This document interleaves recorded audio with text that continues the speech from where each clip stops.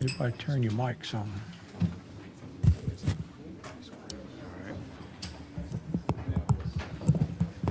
Sit back to the restroom. I just came from, just in case. I wish my phone is on vibrate.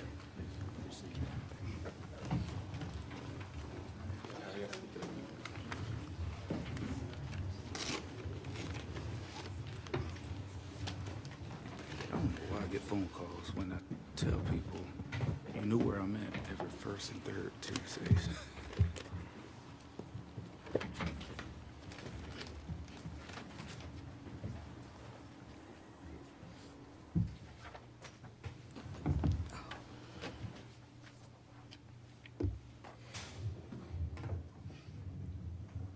I think they're gonna be a while. Are you waiting for them? Do you need one of these or not? Yeah, let me have one just to make sure I follow along.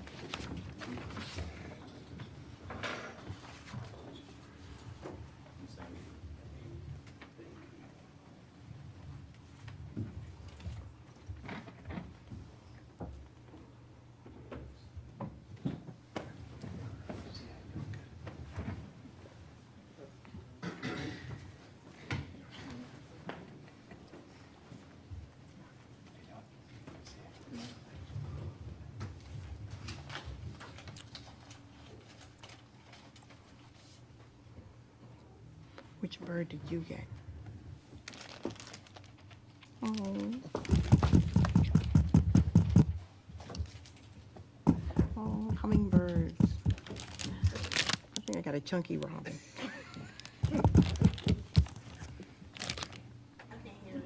You can hear it. Check. Okay. Let me see it. Oh, I'm sorry.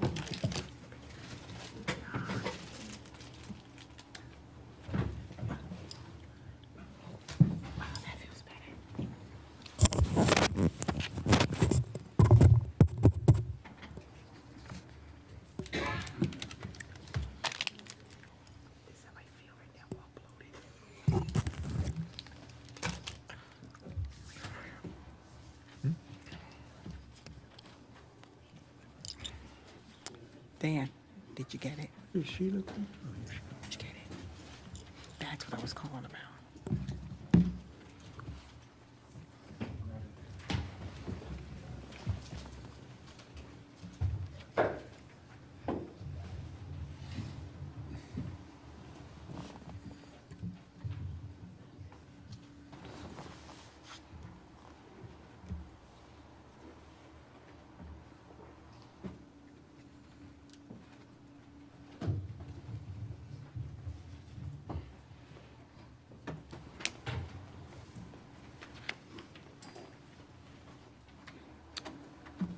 Okay, is everyone signed in? All right, not seeing anybody. We'll start the meeting now. We had opened the meeting earlier, but I'll call for another opening of the meeting. And this is the Roseville Town Board regular meeting, August the 2nd, 2022. Thanks everybody for attending. Looks like we got good attendance tonight, so appreciate that. We'll start by saying the Pledge of Allegiance, and Commissioner Austin will lead us in the invocation. I pledge allegiance to the flag of the United States of America and to the republic for which it stands, one nation, under God, indivisible, with liberty and justice for all. All head bows, please. Lord, who enlighten us, we ask you for your wisdom as we make some tough decisions in this meeting tonight. Help us to carefully consider the relevant information that has been gathered. Many of those sharing information give us the pertinent points so that we clearly understand. Help us to innovative as we brainstorm all of our solutions. Help us wisely to elevate our opinions, considering the pros and all the cons. Help us to be unified in making the possible decision and best decision effectively for the city and the citizens of Roseville. Amen. Thank you, Commissioner Austin. Appreciate that. All right, the first item on the agenda is review of the agenda by the board. Any additions, changes, any items of new business to bring into consideration? If not, I'll entertain a motion. To approve? All right, got a motion approved. Is a second? All right, got a motion and second. All in favor? Any more discussion? If not, all in favor say aye. Aye. Motion carries. Next item, item 4, board liaison reports. The first one is Commissioner Vilga, Parks and Recreation Advisory Board. Anything to report tonight? Yeah, we met on the 27th and discussed cost recovery policy, which will be, it's in its initial stage, but they'll be bringing it to the board eventually. Also discussed a policy for naming public-owned properties, dedicated public streets, parks, etc., and some updates regarding lights and such at our baseball fields. And that's it. Is it existing lights or new lights? There's new lights on Field C. Okay. Yep. Good, good. All right. Commissioner Sutton, Economic Development update? Yes. Let's see, what happened? We got a couple of things. The Downtown Development Association, Roseville Downtown Development Association, I call it RDDA, we met for our fourth Friday meeting on July 22nd, and we talked about cannot say that word, projects, possible mural projects in the town. Parks and Rec Director J.G. Ferguson presented to us some information from the United Arts Council of Wake County. They do a mural program that offers a matching grant if we do a mural in the town, so we're looking into that further. We also welcomed one new member to the association, Christy Estes. Some of you may know her. She is a minister at the New Bethel Baptist Church. Great addition, and we meet here every fourth Friday of each month at Town Hall. And then I just want to mention briefly, we have a couple of new businesses in Roseville, one being a real estate company, Mastro. I'm going to butcher her last name, so I'm going to just say her first name. I believe it's Yandri. I attended the business after hours last Thursday. I saw several of you there, so thank you all for supporting. It is a home-based business, which there are a lot of home-based businesses in all of our towns, so hope you all will support her. And then also Cuts and Curls Plus Salon on Young Street had their ribbon cutting today at lunch. I believe our Economic Development Director, Michael, was able to attend. I wasn't able to attend, but 2 new businesses in Roseville, so yay. And then finally, I just want to remind you all of an upcoming event, and that's the Roseville Chamber Dinner. We've talked about that, the annual dinner on August 18th. It will be at the Renaissance Center in Wake Forest at 6 o'clock. It is semi-formal with the Great Gatsby theme. Don't y'all forget. And I think the mayor is going to deliver the State of Roseville address. He'll probably talk a little bit more about that. And then finally, there's also a new digital guide to Roseville that's available online. Each of you should have gotten an email about that, but each Roseville resident will also receive an actual hard copy via mail in the coming weeks. I was excited about that because now that it's digital, they can do updates a little more often than the paper copies only. So anyway, that's what's happening from an economic development standpoint. Thank you. Appreciate that. You're welcome. Are they ahead. coming out with a book too? It is. It would mail to you. Oh, you did say that, sorry. Okay. Commissioner Medley? Okay, so I'm going to ask Meredith to come up and give the report because there was a quasi-judicial hearing that I couldn't sit for, so I didn't attend that meeting. But I was ready to attend, but I just couldn't because of that, so. Yes, so Thank we you, met Meredith. last Monday, July 25th, and the only case on the agenda was the Point North preliminary subdivision plat. And I did recommend that Commissioner Medley not attend, since she would have to step out of the room anyway. And you'll see that case at your September town board meeting.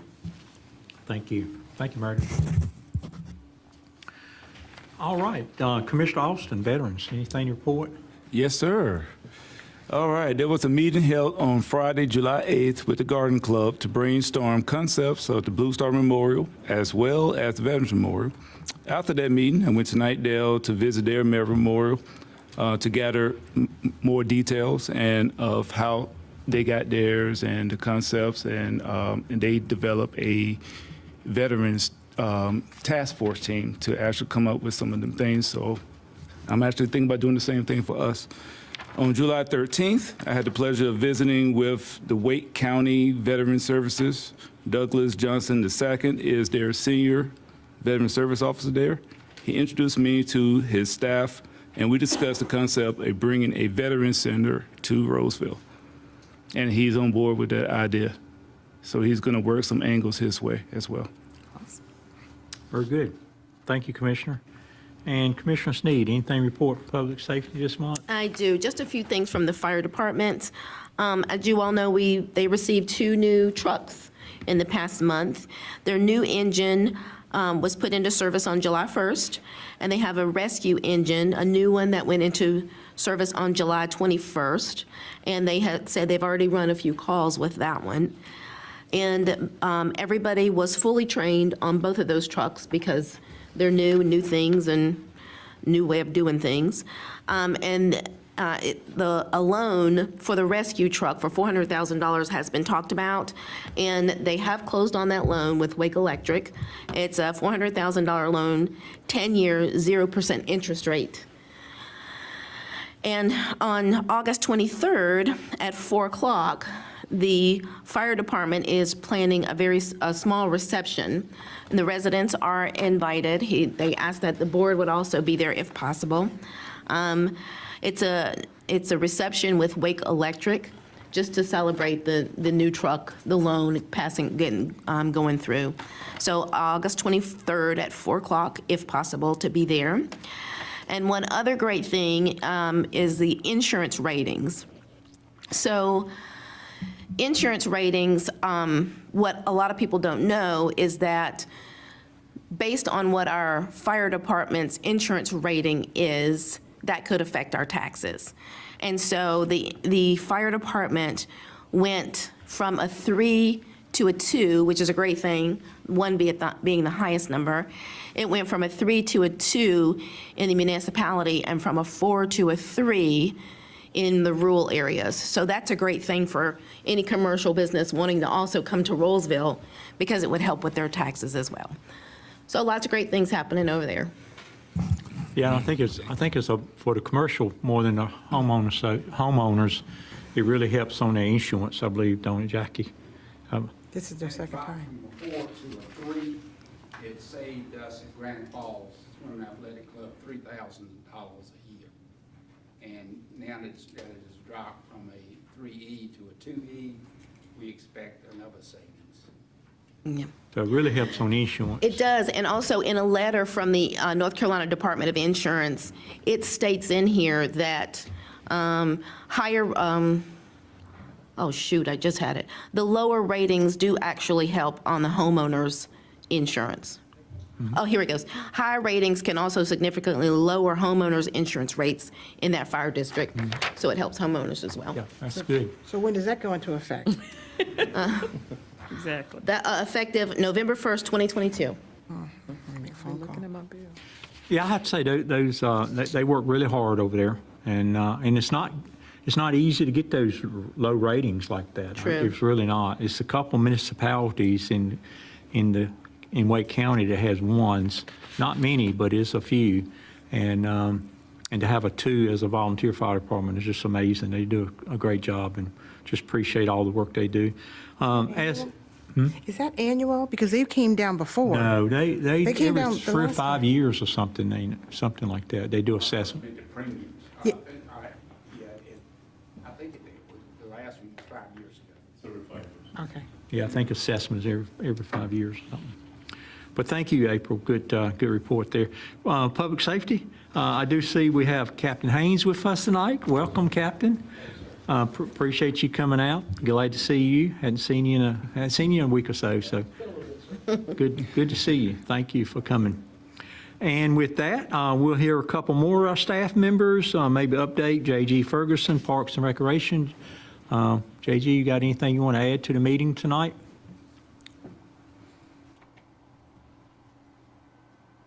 Thanks to Chief Simmons and Meredith, I do have a presentation or some pictures.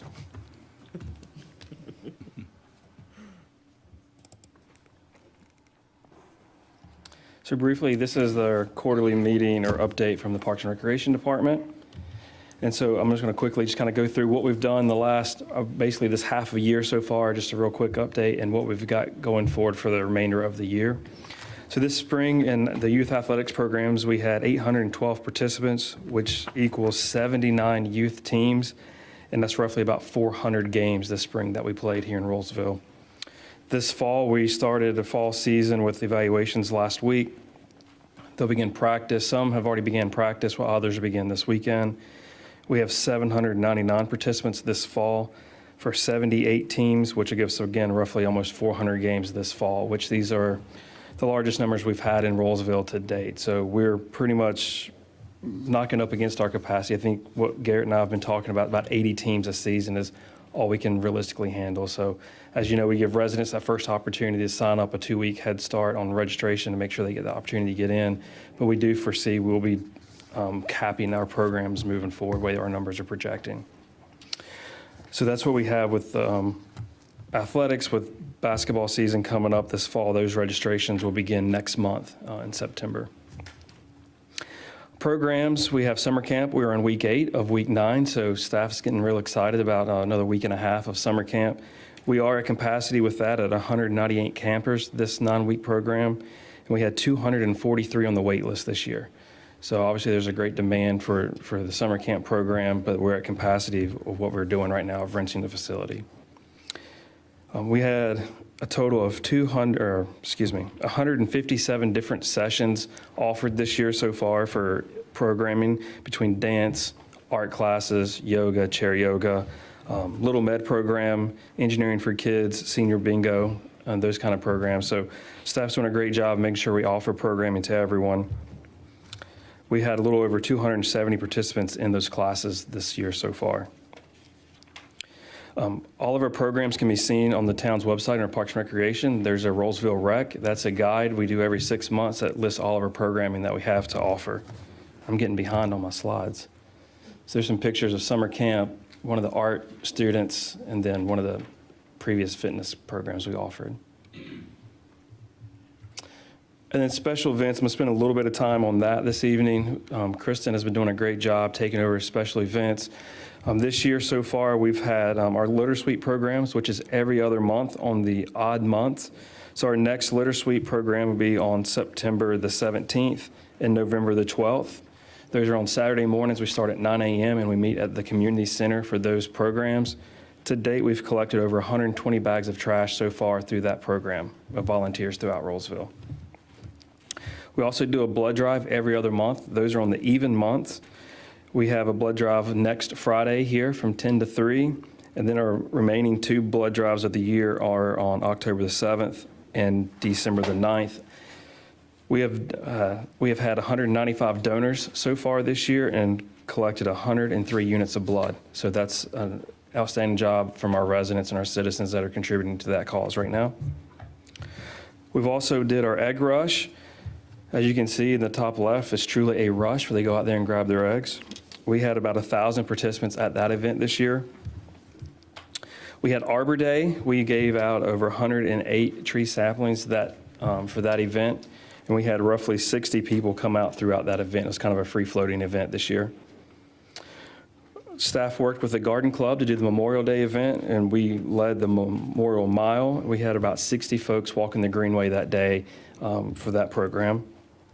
We also had our spring music concerts where we had 6 dates on and 6 different artists. We did have 2 dates canceled due to weather, so we doubled up one event and had 2 bands on the same day, and one we just had to cancel. They had no availability for makeup. But we roughly had about 550, 600 people come out to the spring concert series.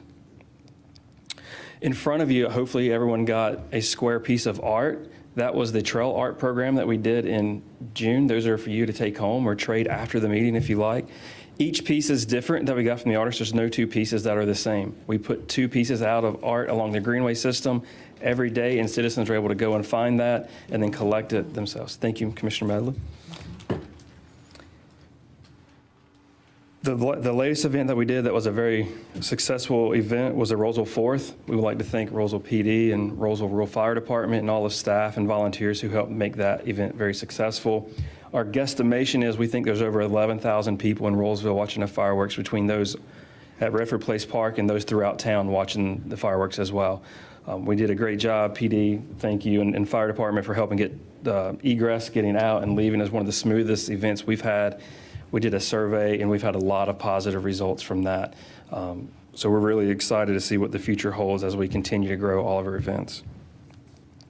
So with that coming up in October, we have our Fall Fun Fest, which will be on Redford Place Drive again this year. That'll be on October the 29th. Registration for those vendor applications began yesterday, and we already have 37 vendors already registered for the event. Our capacity for that event will be 122 vendors this year, and we anticipate getting very close to that, where we had over 100 last year. And then the other big events that we have coming up is we have our movies at Roseville Middle School. We have Spider-Man No Way Home on August 13th at 8:30 p.m. We have Back to the Future on September the 10th at 8 p.m. showtime, and October 8th will be Sing 2 with a 7:15 showtime. And those will be at Rolesville Middle School, and those are free events as well to the public. Two last things I want to just touch on. The food security team working, Kristen leads that for the town and works with other Wake County leaders and the Roseville PD. We'll be doing the turkey drive again this year for those, where we collect donations from citizens and we give out free turkeys for those in need. And they'll also do a ham drive during the holidays of December as well. The rentals this year, we've been really good. We've had 171 total rentals of our facilities between community center and the parks so far this year. So we're getting back to pre-COVID numbers on all of our rentals as well. And then finally, update you on facilities. We have, as Mayor Pro Tem Vilga mentioned earlier, we are in the final stages of installing the lights on Field C. Those are, we believe, to be the original lights from the late 1990s, the original wood poles that were donated and light fixtures put up top. So we're excited. They are LED lights that are going in with a 25-year maintenance-free warranty. So we're excited about not having to do any maintenance or anything for 25 years on those lights going in. We've done some field work at Roseville Middle School with the irrigation that's been down for the last couple of years, but it has been corrected. We've also top dressed and deep tined all of the parks and facilities that needed those services. We installed 12 new Greenway wayfinding signs along Sanford Creek Greenway through Heritage East, Millbridge Nature Park, Carlton Point Greenway, and North Main Greenway. So we've installed those Greenway signs that you see in the middle. So staff's been really busy. Eddie's doing a great job in his first 4 or 5 months, really jumping in and taking a lot of these projects that have kind of been just hanging out there, but he's able to pick them up and run with them. So we're able to accomplish a lot with additional staff. So I know that was very quick, but there's a lot going on in Parks and Recreation right now, and there's a lot more coming. Our future is very bright, and we're excited to what we can offer our citizens. What's the picture on the right there? Is that the lights? Is that concrete pole? That's the concrete pole going in behind the dugout, between the track and the dugout on the third base side on Field C, so School Street side. Mm-hmm. That's that pole, and it's already erected, and that has the lights at the top of it now as well. Very good. As for the 4th, I got a lot of positive comments back from that. Give our thanks to your staff. I know they worked very hard. I think Kristen, she did. She led the way for that one. And very good job. I mean, like you said, on the social media sites, it was very positive too. 11,000 people is amazing. It is amazing to have that many people, but they did a very good job. And one thing about doing a good job, it sets high expectations for next year. Yes, sir. So you're really going to have to work hard to beat this year, but they did a really good job this year. And I think I got a lot of positive feedback from the band too. I think it was the right band for the right crowd. Sounds like. We did, and we used United Arts, as Commissioner Sutton mentioned earlier. We used a grant through Wake County United Arts to help fund that band as well. So we'll look into that program again for next year to help fund those bands, so we can get a higher caliber band in every year. That'd be great. Good. Thank you. You probably need to book them early though. That's right. We're working on it now. Fireworks and band, already working on it. Yeah, you probably need to book them early, more than likely. So thank you. Appreciate that, JG. Sir. Next is Eric Marsh, Public Works. I know a lot is going on in Public Works, but you work behind the scenes. We don't see it. and. That is correct. Just keep everything clean and picked up and Keeping everything clean, everything picked up. no potholes. Y'all do a great job. Appreciate that. I really appreciate it. Thank you so much. This will be my first update for Public Works since Public Works officially transitioned over to me from the beloved JG. We've been tag teaming it. As you know, Public Works and Parks and Recreation work hand in hand. And we have really gotten to know each other, both JG and I, and then also myself and the crews over the last few months. The week before last, we had our first departmental breakfast, AKA I bought Bojangles for everybody, and we sat around the table in the Public Works facility and were able to just really catch up and do some more staff development and just taking it easy. As you know, it's really, really hot out there, and they are out there weathering the sun and the storms. As far as updates for you on the administrative side, we had cleared some different things in the budget.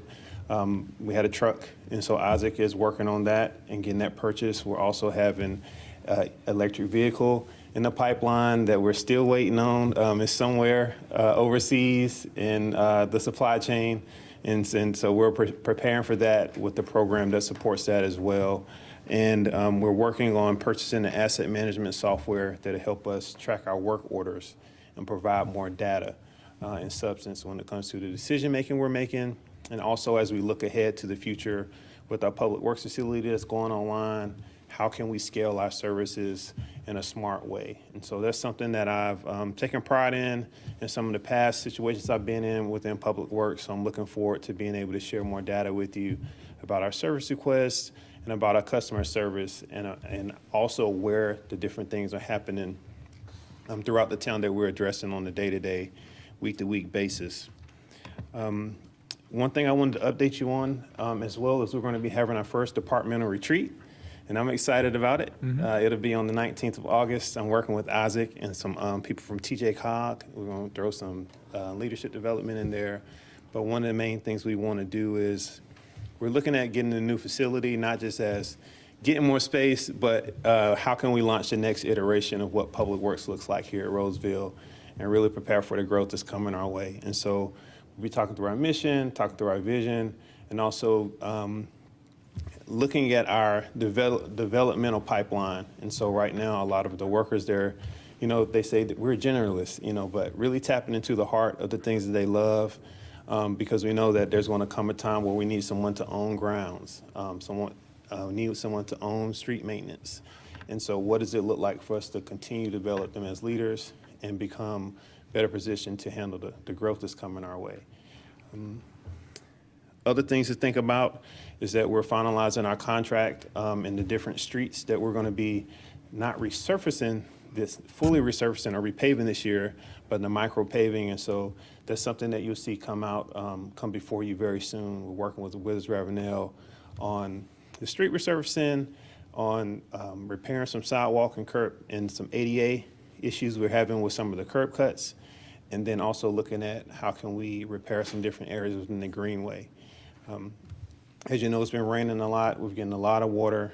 This is the most intense year that we've had to date when it comes to storms. As you know, twice a week, it's pretty much we're in rhythm, and they are very, very intense storms. So we're getting a lot of hard water, fast water, and so we're working on erosion control around the greenways. And so that's something that we're going to try to address to make sure we're getting on top of that. And in general, we're just revisiting all of our systems. We're continuing to pivot.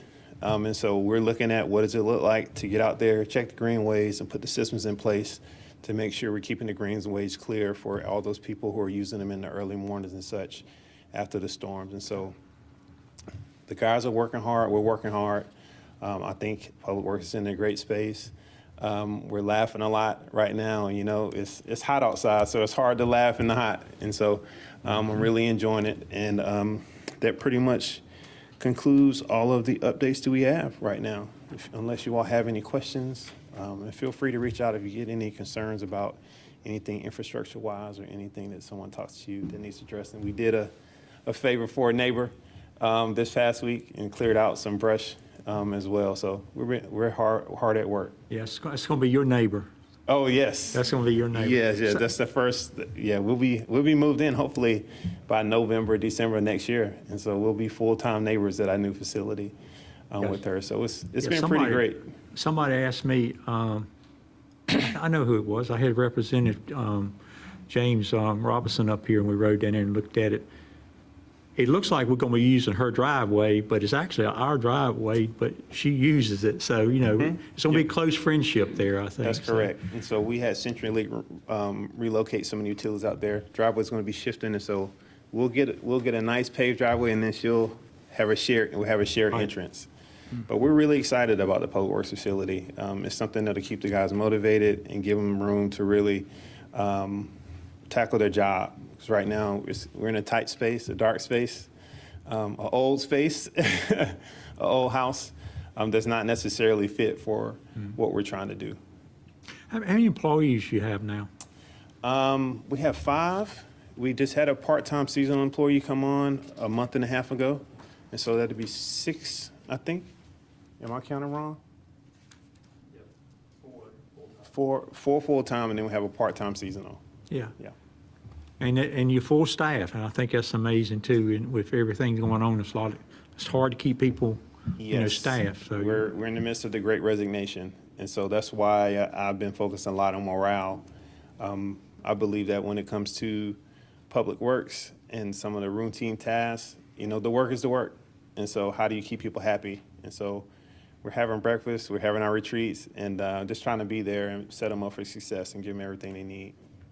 well, thank you for that. You're welcome. Thank you. I do try to help. I pick up trash on my walks. Yes, so that is not necessarily a Public Works update, but picking up trash, we have our stormwater program, and so we're going to be focusing over the next year or so doing some education on how we can get the community to help us Yeah. in this stormwater effort. And so picking up trash, not blowing your grass clippings into the stormwater drains that we may have observed throughout the community. And so just bringing some more knowledge and wisdom to the community as we kind of look at that. Because as we continue to build, we're getting more impervious surface, so stormwater is going to be a thing for us moving forward. Yeah, you mentioned the stormwater drains and stuff, but it's quite a few neighborhoods that has ditch and pipe under driveways and all that kind of stuff. And that may be something to look at in the future, because I don't think we have a program to keep those ditches clean and stuff. So since the majority of our streets are DOT streets, I've been on the phone with them. We've getting a lot of complaints about overgrowth in some of them, some of the ditches along Rogers Road and such, and they've got out and they cleared them out. There was one that I put in a request in 2 weeks ago.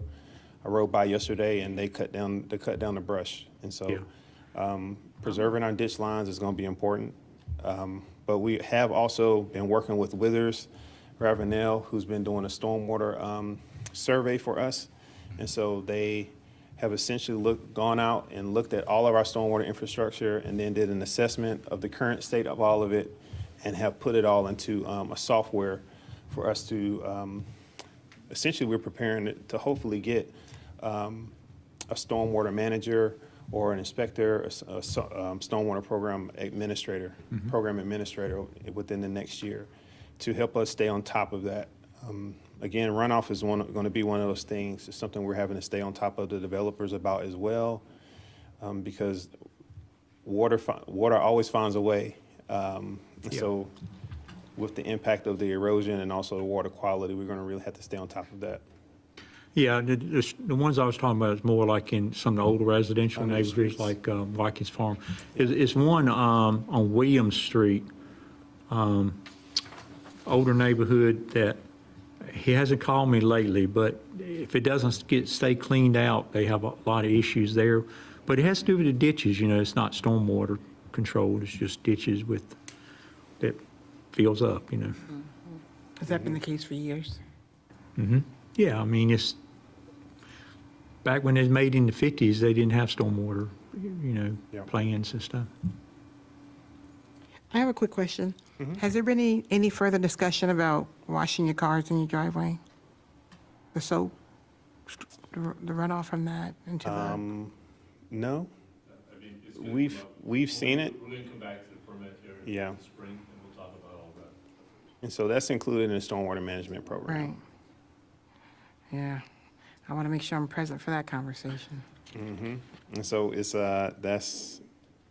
have a part-time code enforcer that'll be with us, and so We don't know the conditions yet. we'll be looking at it, you know, Okay. it's plenty of stuff to tackle. Just want to make sure it was still on the radar, or if it can be forgotten. I mean, if it was forgotten, that can be. Yeah, I don't know what the new rules will be. It's usually a clear line between private residential and commercial. Because, if you get somebody over a commercial business washing on your driveway, your get it. car is a big problem. But if it's you, If right now, Wake County, if it's a private residential person, they don't regulate that. It's commercial people that they regulate. oh, okay. And I think Wake County says that you don't wash a vehicle on impervious surface like pavement and grass. driveways and stuff like that. This I is think, good. I think that's been enforced for quite a few years now, Really? Okay. but for commercial. Okay, all right. I'm commercial. sorry, I forgot that part. People, you seen the little trucks go around, wash cars and stuff? It's kind of for them. Okay. Thanks, Eric. Good job. Appreciate it. Give thanks to your folks. I mean, I know they work hard. They got to want to be outside. They got to be an outside person to work in this weather, so They love it. they love it, The yeah. guys love it, man. They get out here at 6 in the morning and they're rolling. That's right. So, thank you. I'll let them know. I'll give them your regards. Thank you. Appreciate that. Thank you, sir.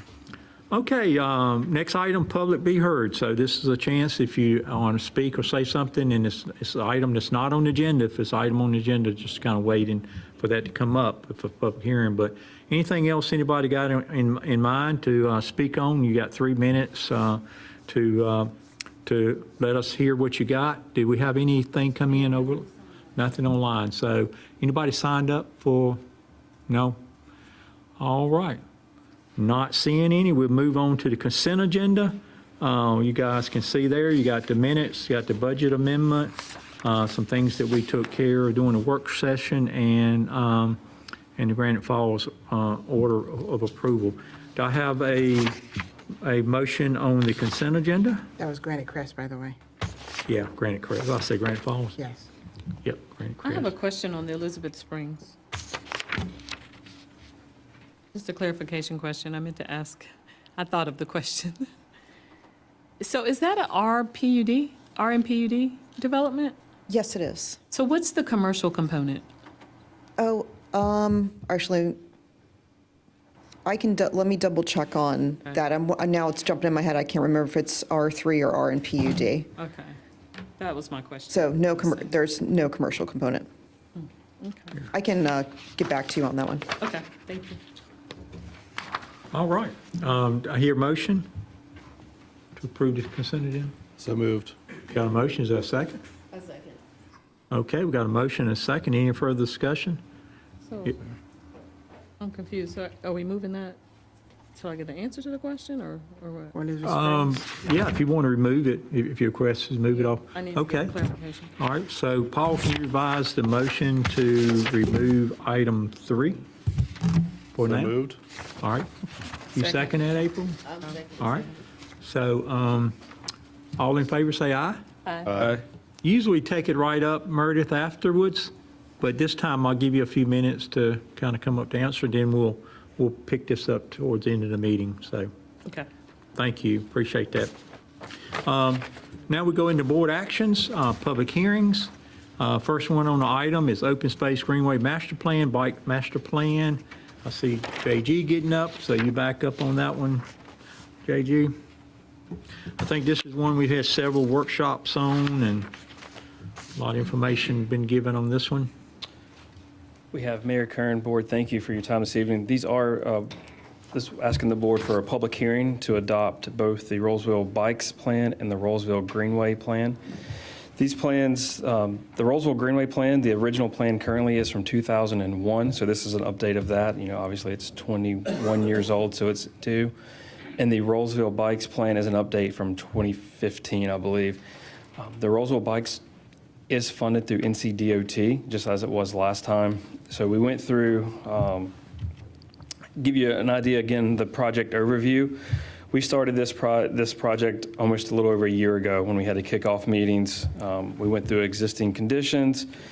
We had plan recommendations, and then that's when we had steering committees, we had open houses, public meetings, we had a booth at Fall Fun Fest last year to get public input, and then we had our final open house earlier this year, I believe it was back in May. We had our open house for the final draft that we presented to the public to get feedback as well. And we are now at the implementation and final plan. As you recall, back in our June work session, we went in great depth on both of these plans. We will not do that again this evening, but we did go in great depth on a lot of those plans. No changes since that time has been made to those plans. As we go through, I know it's hard to see on this, but the map on your left is the recommendations for on-street bicycle network. The map on the right is your recommendations for Greenway and side path network. And as we all know, these plans are very vital to us as we're a growing community. That helps us when we work with developers. When they come in to submit their applications, we can pull these plans, see where greenways should be going through if it goes through their projects. Same thing with bike lanes, to get those installed with the development to help us connect these networks and build out this plan. I did present both of these plans to both the Parks and Recreation Advisory Board and the Planning Board at their June meetings. The Parks Recreation Advisory Board unanimously recommended adoption of both the Greenway and bike plans. The Planning Board also voted unanimously to recommend adoption of both the Greenway and the bike plan. Being NCDOT is funding the bike plan, they are still reviewing. We had hoped their final review would be completed before this meeting, but we do not anticipate any major changes. If so, we would bring those back before the board. But we are still, staff is asking the board to approve both Greenway and bike plans, and the bike plan pending approval from NCDOT. I have a question on the bike plan. Yes, ma'am. I thought we had a discussion about, and my memory could be off, but the Granite Falls Boulevard. We Has did. that been resolved? I feel like that was like an outlier, something we were supposed to come back on. So we have two options in the plan itself for that segment. We have the recommendation plan of the existing bike lanes and making improvements to that. And we also have the alternate to have on-street parking. So when that road gets resurfaced or the town board needs to go in one direction or the other, we have those plans and those that we can pull from to help us with that direction. So it's listed as two options? Yes, ma'am. The board has an option at a later date to decide what is the best option. Gotcha. Yes, Okay. ma'am. Thank you. Okay, I wanted to ask a question about that as well. Yes, ma'am. because I'm confused because at the last meeting that we had, we discussed what to be done about the parking on the side right there. Did we not talk about that? Do you remember that discussion? About how the road would be restriped? Yes. So is that in here? I did not see that in here.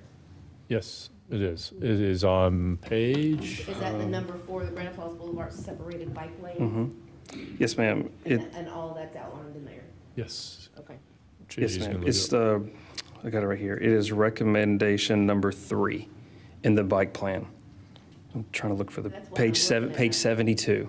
And so, Go ahead, I'm sorry. yes, ma'am. And on the far right, you'll see on page 73, you'll see on the right-hand side of the map, it calls out the alternate plan for the on-street, where you have that sharrow, where if you're traveling from Young Street to Rogers Road, that would be a sharrow where the cyclist would ride with the traffic, and there'd be on-street parking on that side. Okay. That is the alternate to not having bike lanes, dedicated bike lanes on both sides. Okay, I was looking for it, but evidently I didn't understand Sharrow. Yes, ma'am. A sharrow is where you share the road, the vehicles and the bicycles. Okay. Yes, ma'am. And what were the page numbers? Because mine are not equating to that. I'm sorry, the actual page number of the document is 72 and 73. Okay. I'm not sure the PDF page. I got you. They don't coordinate. That's not. 37 if you're looking at it on iPad. Yes, ma'am.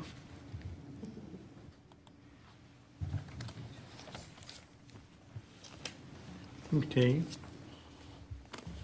Yes, sir. So that's what we had. Again, we went through this, and I think that was the only comments that I had from the last meeting as well. And those were the only comments, I think, from both boards was that. And we explained that there's two options for Granite Falls Boulevard.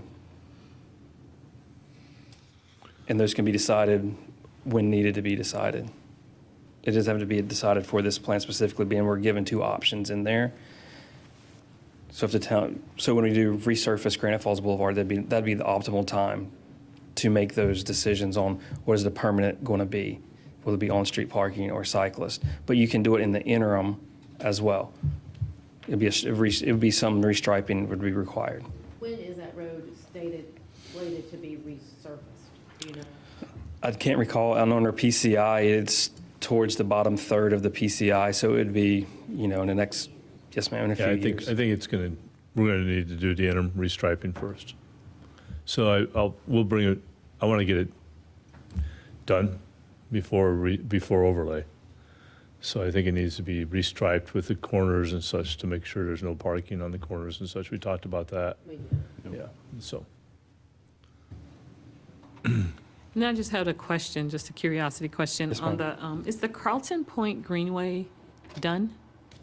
Is that complete yet? Yes, ma'am, it is. It is complete. It's complete for what their obligation and what they've done in their subdivision. Yes, ma'am, that is complete to the property lines. And once more development comes, then we'll get to the bypass in that next development. We have an easement in there so we can connect at a different location, not just the street, but go through the woods and connect to the adjacent property. That would lead us to the bypass culvert. Gotcha. Okay, thanks. Yes, ma'am. The Mayor, that's what I have for staff comments on this public hearing. Okay, good. Any questions for staff?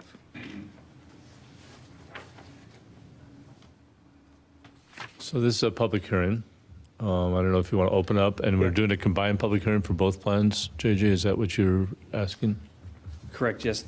Mayor, if you like, we could do a combined, we just ask for two separate motions for adoption. One would be, if so moved to the board to adopt the Greenway plan, and then one for the bike plan pending approval of NCDOT. Okay.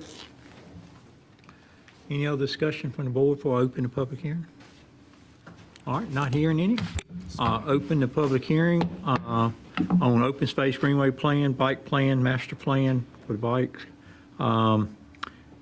We've already had a good introduction. So is any comments from the public in favor? Jackie Wilson, you want to come up and speak?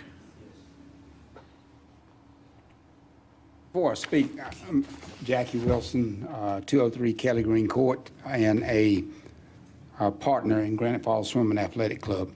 I thought, before I make my comments, that after the last workshop, and I saw a map, that we had bike lanes on both sides of the new portion of Granite Falls Boulevard, with bike lanes on one side of the old portion, and I would retain my parking on the Granite Falls Swim Club side. Is that not correct? That's an option. That is part of the Those option. two options. So you're not going to make a decision on that tonight? So it is included as a recommendation and included that you can do one of the two. We talked at the last meeting, it made sense to go ahead and continue to allow parking on the street and restripe to bike charros and make sure that we make that area safe, but follow that option until we decide if we want to do something differently. But that, I think, is the option the board talked about at length to go forward with. We intend to do that probably as early as the spring. It's this spring. Okay. All right. I'm sorry I was misinformed. I thought it was a done deal. Granite Falls Swim and Athletic Club is such an important and integral part of the overall recreational amenities for the entire town of Roseville.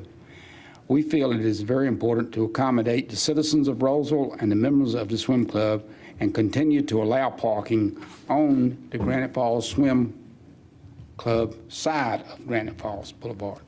I understand bike lanes on one side. I think bike lanes on two sides, even on the new portion, is overkill. When you look in other cities, you don't see a lot of that. But again, I'm not a professional in this. As you know, Granite Falls Swimming Athletic Club is Roseville's largest employer and one of Roseville's major property tax payers. We have been allowed to park on Granite Falls Boulevard, or before we did that, you were allowed us to park on the curbs for over 13 years. We have never had a safety problem or safety incident. I am told that we have had less than 1% of the population of Roseville complain about this. Roseville is a town of 10,000 people, and we've had less than 20 people complain. In addition to the summer traffic, and half of my membership I see only during the summer. But in addition to that, we have swim teams, 155 plus kids every year that swim there in the afternoons. Depending upon their age group, they come and swim for an hour for competition from 3 to 8 o'clock. And then we have swim mates too. That's 150 some kids we keep off the streets and out of trouble. And it's almost like a mission or ministry to us. Taking away our parking will do damage to our membership and to the amenities that we offer the town of Roseville and the surrounding communities. Granite Falls Boulevard from Rogers Road to Young Street, as you know, was built and paid for by the developer, Hal Perry, who is also the majority partner in Granite Falls Swimming Athletic Club. He could have built a simple 2-lane road, but he built a road large enough to accommodate the traffic that he knew our club, as well as Sanford Creek Elementary School, was going to generate. And he's never been reimbursed a dime for this because of economic conditions and nothing being developed along that area, as well as the agreement he had with the town in time on where he was supposed to be reimbursed for industry on Rogers Road. I urge you to save our parking on that side, economically, as well as for the benefit of the children. And that's all I have to say. I'm sorry, I thought that decision was going to be made tonight that would protect our parking, but evidently it's not going to be made, correct? So here's the statement. Can I read it, Mayor? Sure. Thank you, Jackie. Appreciate that. So the statement in the report says, parking for the swim and athletic club along Granite Falls Boulevard is an issue in the warmer months. Vehicles frequently park in the bike lane, as shown in the picture. If on-street parking is needed in the future, the town may consider a buffered bicycle lane in one direction and a shared lane in the other direction to accommodate additional parking. So it is saying the town recognizes there's parking there. It recognizes until otherwise determined that parking shouldn't be there, that there is parking there, and that it will be restriped to accommodate the parking. So when you restripe it next year, it's going to be striped so it will accommodate parking and we will be able to park? That's what we talked about in the last discussion when we had the meeting before. Yeah, I think, and I'm trying to interpret what you're reading there. I think the way you take it, Jackie, is that parking will be there unless this board decides in the future not to have it there. And, you know, I guess at any point in time that can happen with anything, but this decision to have it is there now, right? Is that where you read? Mm-hmm. So as it stands today, Okay. does that make sense? No. No? No, I expected this bike master plan to say that I would be able to retain my parking and this issue would go away. Now, before Kelly came, we were parking on the curb. When Kelly came, he and I walked out there and we came to an idea to try to sell to the board where I would have parking on the Granite Falls side so people with children wouldn't have to cross the street. And you were gracious to give me that over 2 years ago. And now I got to worry about somebody taking it away from me. I do have a question. Weren't there some scenarios that came up about getting out of the car and bicyclists? I remember hearing that in the conversation. I've heard some think of you that were- too. I have, but I can tell you, I've been out there on Sunday morning on the way to church where people would meet there and get their bikes and they would get in the other lane and they would go down. You know, and once again, I have been told by staff here that we at one point before I came off the board we had less than 10 complaints. And that's less than 0.1% of 10,000 people, and I feel like I'm being punished because of that. Because of the question? No, because the fact that somebody will not tell me and give me a concrete answer that my parking is protected, so I will be able to service properly and safely the people that come to that club. Wake County has a serious shortage of aquatics facilities, and because of COVID, they had a serious shortage of lifeguards. But before COVID came, there was a serious shortage of facilities, and all municipalities in Wake County have allowed on-street parking. You go up to Heritage on Saturday and Sunday, and you'll see it. And you'll see it in other municipalities too. And I think it's unfair that this town will not give us concrete evidence or assurance that I can keep my parking. Tonight. We've never had a problem there, 13 years. And I'll just have to quit having members come in when members leave because I won't have places for them. It'll stifle my growth. And again, I said that Granite Falls is one of the highest paying taxpayers in Wake County. We are, or in the Roseville community, we are the highest. We pay more taxes, property taxes, than anybody else. We are the largest employer in Rolesville. And with all we've done for this town, I think we just deserve more support. And that's what I look to this board for.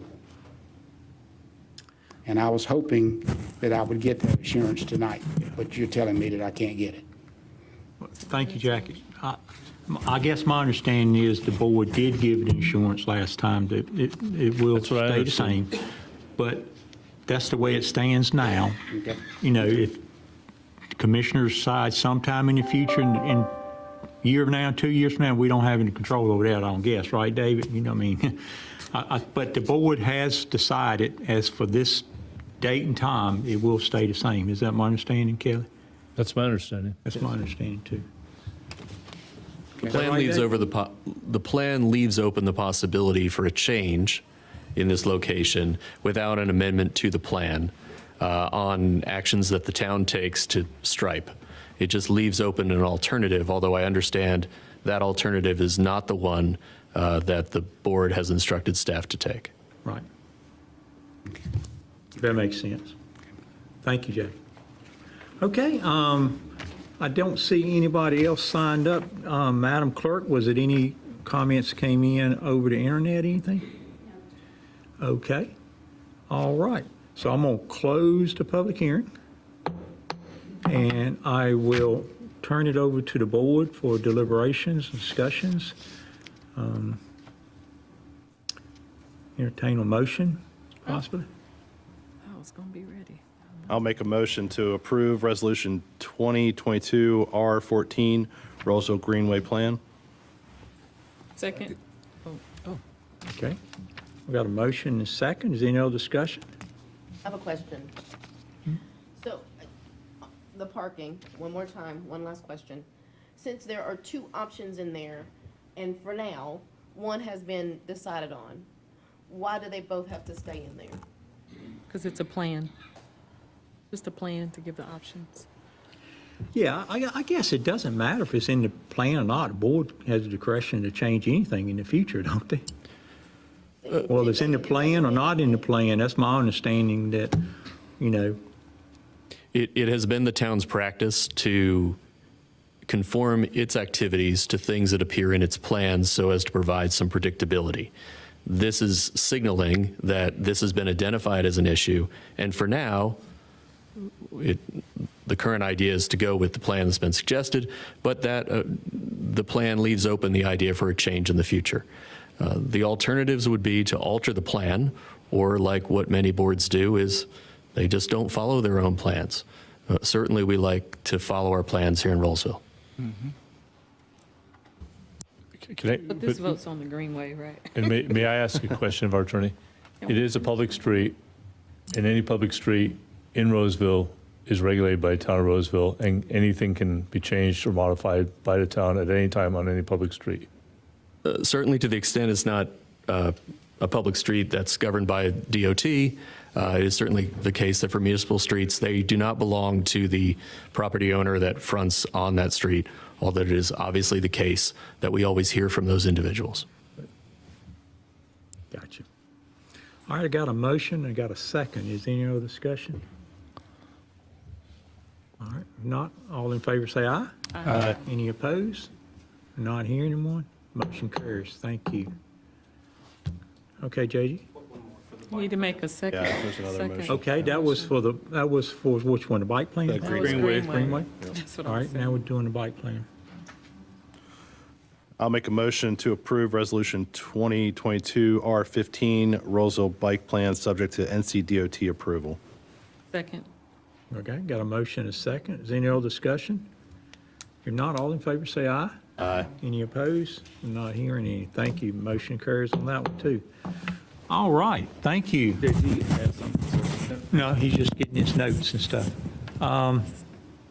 At this time, we will start our evidentiary hearings section of it. This is a little special type of proceedings here, of really a legal proceeding. And I'm going to gracefully turn the chair or the leadership of this two proceedings, the evidentiary hearings, over to the attorney to lead. And with that, I will open the first one, evidentiary hearing SP 21-04, preserve at Jones Dairy North Townhomes. Open the evidentiary hearing, and I'll turn it over to you.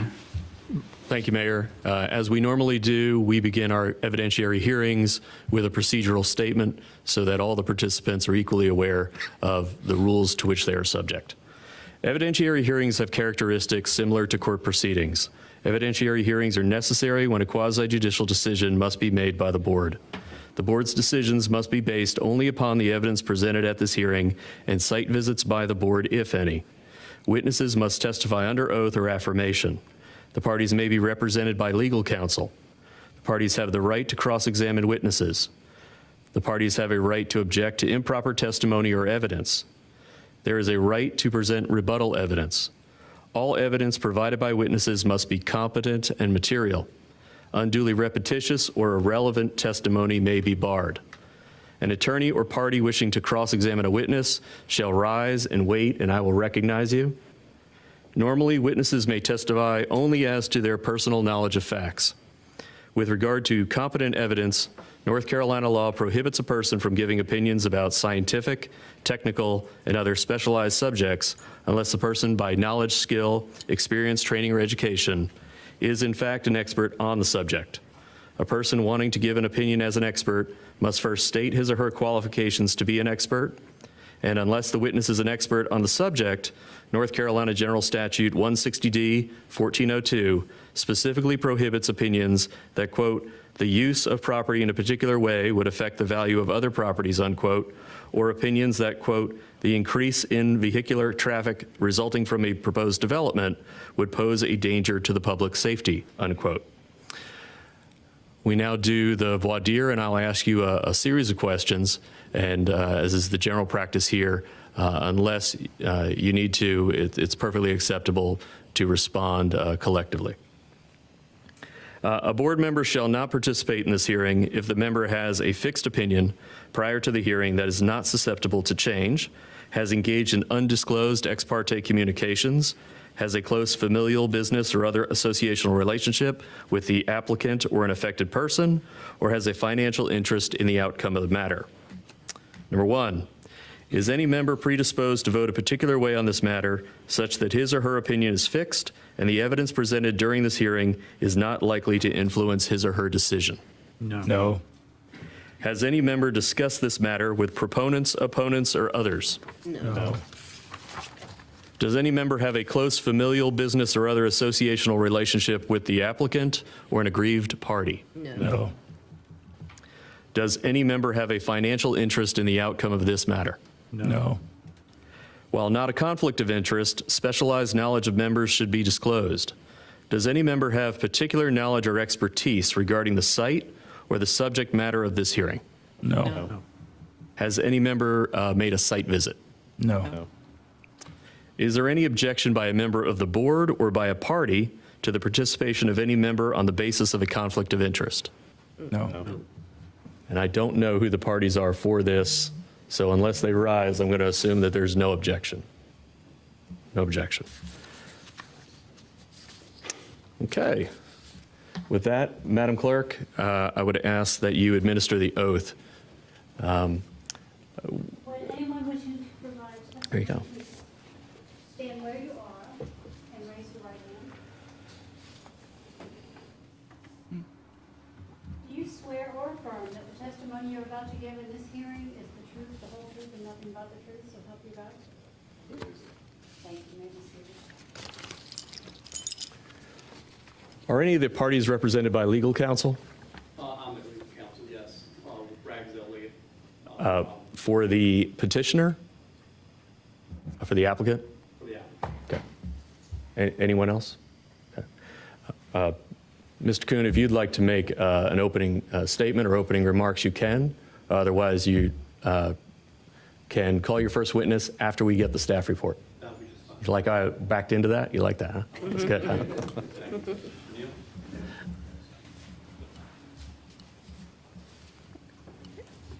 Good evening, Mayor and Commissioners. And Mr. Neal. This item is a site plan application from Preserve at Jones Dairy LLC for 63 townhome lots on 11.34 acres.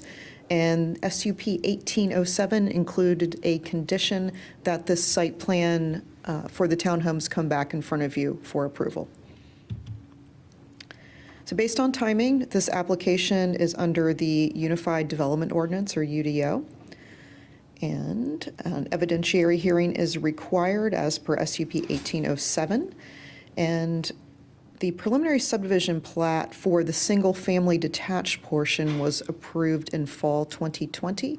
And right now, construction documents for both the single-family detached and attached are under review. The subject property is located south of Waite Avenue, west of Averett Road, and north of Jones Dairy Road. It is tucked in between Elizabeth Springs and Perry Farms.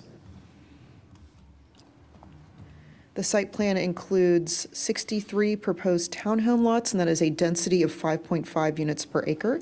There are 9 townhome buildings. There is parking shown in garages, driveways, a parking lot, and parallel spaces on Bessie Court. A variable width landscape buffer is included between the townhome portion and the single-family portion. And 3 submittals of the townhome site plan have been reviewed by the Technical Review Committee staff.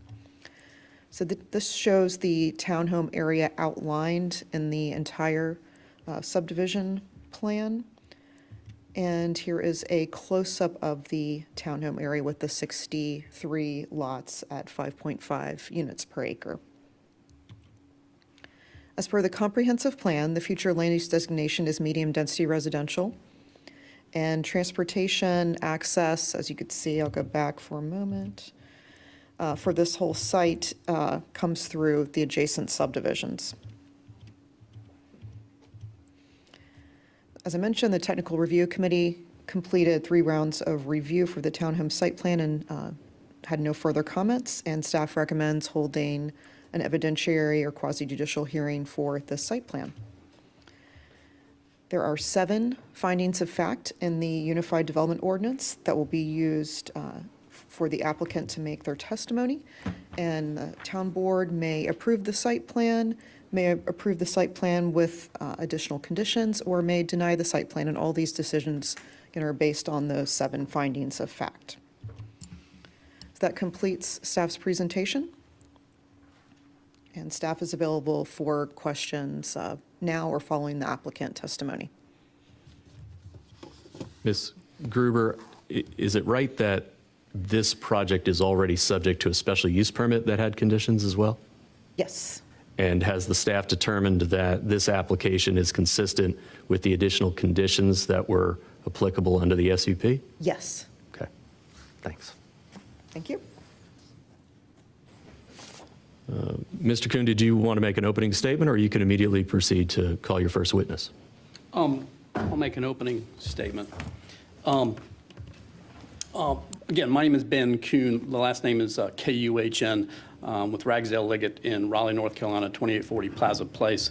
Mr. Mayor, Mayor Pro Tem, fellow council members, I am here on behalf of the applicant with respect to this project. As a housekeeping matter, what I'd ordinarily like to do, first of all, is to try to look at the documents that have been included in your agenda and make those part of the record in this case, which includes the presentation that you've seen from your planning director, a very good presentation and outlined by the planning director. I'd like to have that admitted into the record, as well as the agenda materials, including the July 28th memorandum from your planning director to the board, as well as the 6 attachments there too, which include the vicinity map, the application for the site plan approval, the SP 2104 townhome site plan, the PUD master plan, SUP 1807, and the recorded approved order and findings of fact and conclusions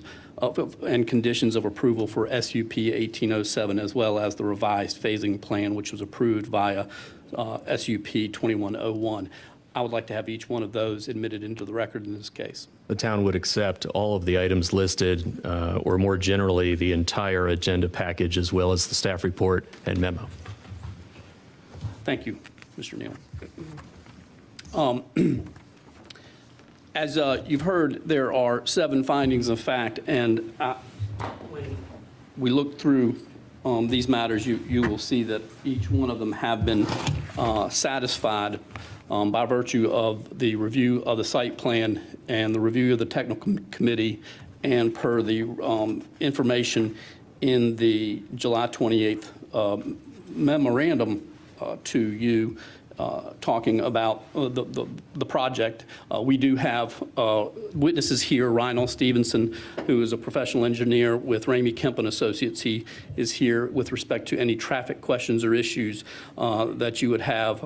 They performed a traffic impact analysis. And we also have with us Mr. John Eakins, who is a professional engineer with the Now Company, to discuss any layout or safety or infrastructure questions you may have. And you see in the memorandum that was presented, it outlines that it is consistent with the comprehensive plan, including several of the plans as part of that, which include the future land use plan that calls for medium density residential. And as you heard, it was a 5.5 units per acre on average, as well as a community transportation plan. Is one thing I think that is important to see on this is that it is, it is in between 2 different communities that are going in, Elizabeth Springs and Perry Farms. And it does not have a direct drive out onto Averett. So from a safety standpoint and traffic circulation standpoint, it connects these subdivisions and knits them together, which helps provide more safety and with respect to transportation issues as well.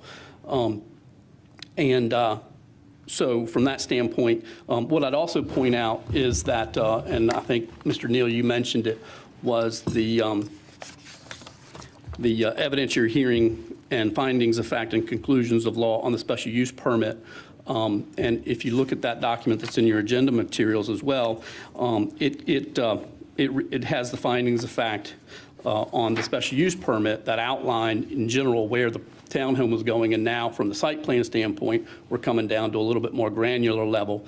And through the planning director and others, they have looked at the plan and found that it meets with the requirements of the ordinance. And so from that standpoint, with respect to the 7 findings, it would be our contention from that documentation and evidence and testimony that you've heard tonight from the planning director through their memorandum and otherwise, that the proposed development and/or use will not materially endanger the public health or safety.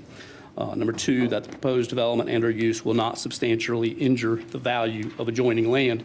If you see, this area is clearly building out in single family and some townhome uses as well, so it is going to enhance those types of uses in this area as well.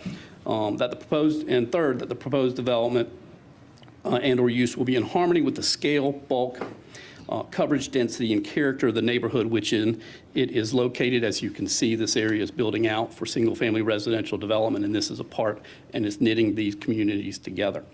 And then that 4, that the proposed development and/or use will generally conform with the comprehensive plan and/or other official plans adopted by the town. And as you can see from the planning memorandum from your planning director, that is the case, and that's their finding as well, and we agree with that. And so we believe that condition is met as well. 5th, that the development and/or use is appropriately located with respect to transportation facilities, water and sewer supply, fire, police protection, similar facilities. All of those facilities are outlined, particularly water and sewer and transportation, and otherwise are outlined in the site plan, are provided in accordance with the UDO requirements for that.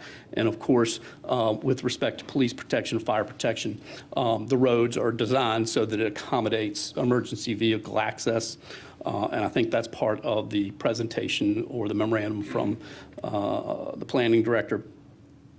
Let's see, 6, that the proposed development and/or use will not cause undue traffic congestion or create a traffic hazard.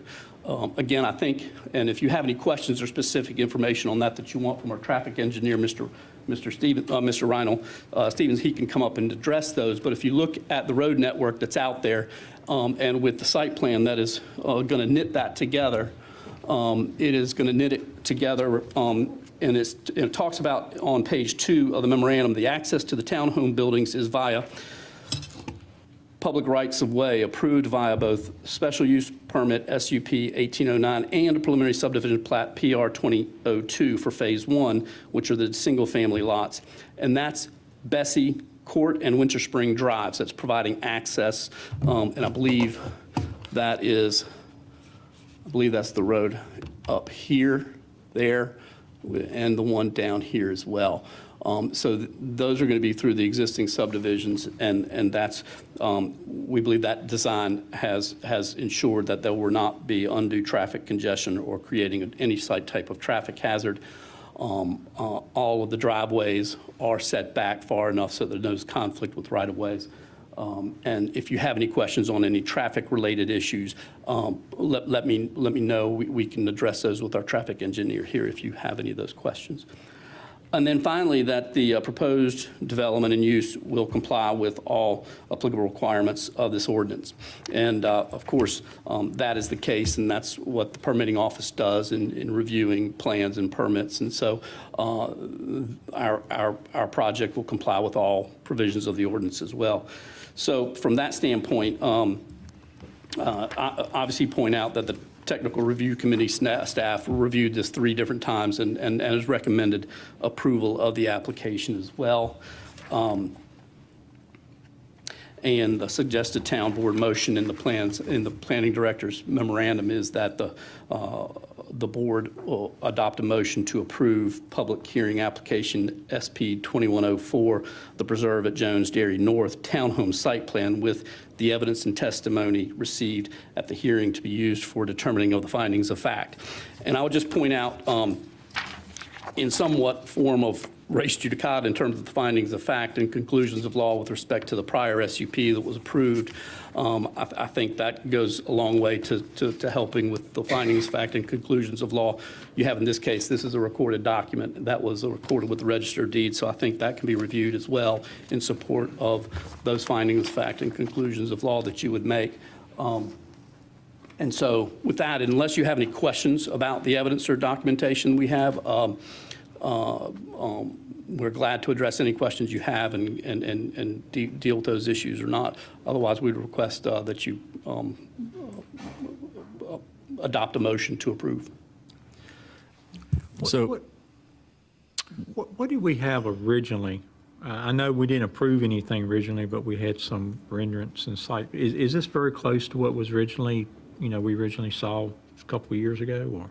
Well, I would probably call up, I believe it is, I would call up one of your site folks to address that question. They've got a little bit more history with the site than I do, so I have to defer to their, but I believe that's the case because I'm getting a lot of nods from the folks back in the audience telling me that's the case. before the witness is called, just for clarity, what Mr. Kuhn is suggesting is that he believes that his application satisfies all of the findings of fact and can be satisfied with material, competent, substantial evidence as evidenced in the written record already before you, and that he may not need to call any witnesses to supplement that. If you do have questions, he will call witnesses as he is not testifying. Rather, he is making the argument that you already have the evidence you need.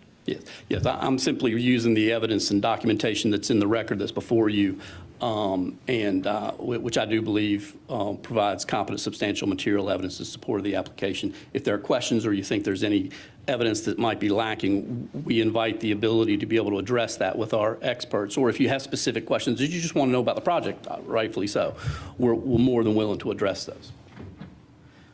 So in terms of the similarity, Yeah, I think as, we're kind of basing this on original, from a standpoint of, I believe it's the same location, but number, size, maybe price point thing, any changes from the last No, sir. time we talked about My it? name is Brad Hartman with Preserver Jones Dairy. No, sir, everything's similar, the same number, same price point. Plans are very similar as well. I actually have them here if you guys wanted to see. I brought them with me. I have a You question. want to see it?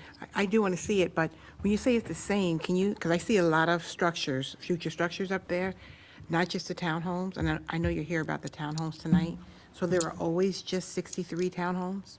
That's my understanding, yes. I believe I was looking at one of the prior plans earlier today, and it had 63 as well. For this particular That's, site. that's right. I'm just trying to remember, was this a development that came forward about 3 or 4 years ago? With a different, it was approved, and then you came back and changed it to this? I don't. And I just don't have the history with Wasn't that the I think, David, maybe you can help clear, if I recall, I think we proved some of these things. We proved everything, but said you had to come back on the townhomes. Is that kind of what this case, in other words, why are they coming back? Didn't we request them to come back? They would be coming back here because they have special use permit approval for the site, but they don't yet have a site plan. As Mr. Kuhn was arguing, he's gone from the general to the specific. Right. And while res judicata was a term he used that to attempt to bind you, what I would advise is that the board will make a new decision now. However, you do have before you the evidence of what was found in the past. And really, if you were to make a different decision, I would advise that it be based upon a change or some new information based upon the specifics that we've now gotten down to that you could not have known or seen at the time of the SUP. And I will point out, with respect to the SUP, that was approved by this board. Finding fact number 4 speaks to the proposed use of the property is both 63 townhomes and 141 single-family homes, which will be served by public water and sewer. So, and again, the SUP is just taking the general And the site plan is bringing it down to the more granular and showing you where exactly the things, or not about pretty much where they're going to be located on the ground. I will say, it does say here the overall density is 4.15 dwelling units in the SUP, but it's a little bit more in the overall density with respect to this plan. I'm not sure if that's because lot lines changed or whatever else, but the number of units itself is the same. That's what was approved by this board with respect to the special use permit application. So it's 4.1 versus 5.5, I think I saw. Yes, and I don't know what that may be from in terms of what the red line around the project looked like back then, or whether it's different now. I do. That would be an engineering question.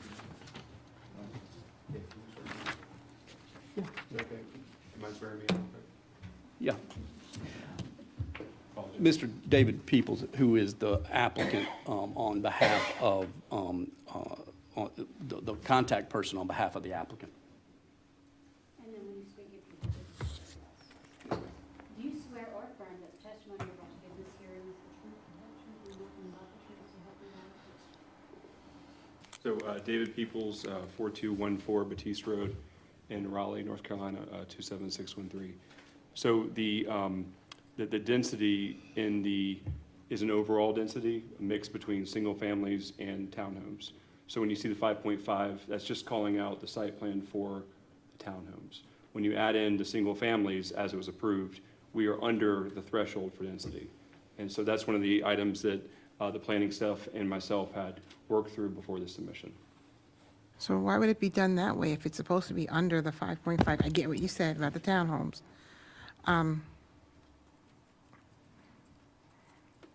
So what is it with the townhomes and the homes? That's where it's at the 4.1? We are under the 4.1. We have 132, I believe it is, single families with an approved density or total count of single families of 100. And so we're 132 versus 141. And we're 63 of 63 for the townhomes. So total net units we are under, and we are within the approved units on the townhomes. I think the reason, and I had this question, and the planning staff and myself discussed it during the application, is that the overall density was for the entire R and PUD combined. And so the site plan just for the townhomes, because we're only discussing the townhomes, that density is actually a higher number, but it is still within the amount of townhomes approved.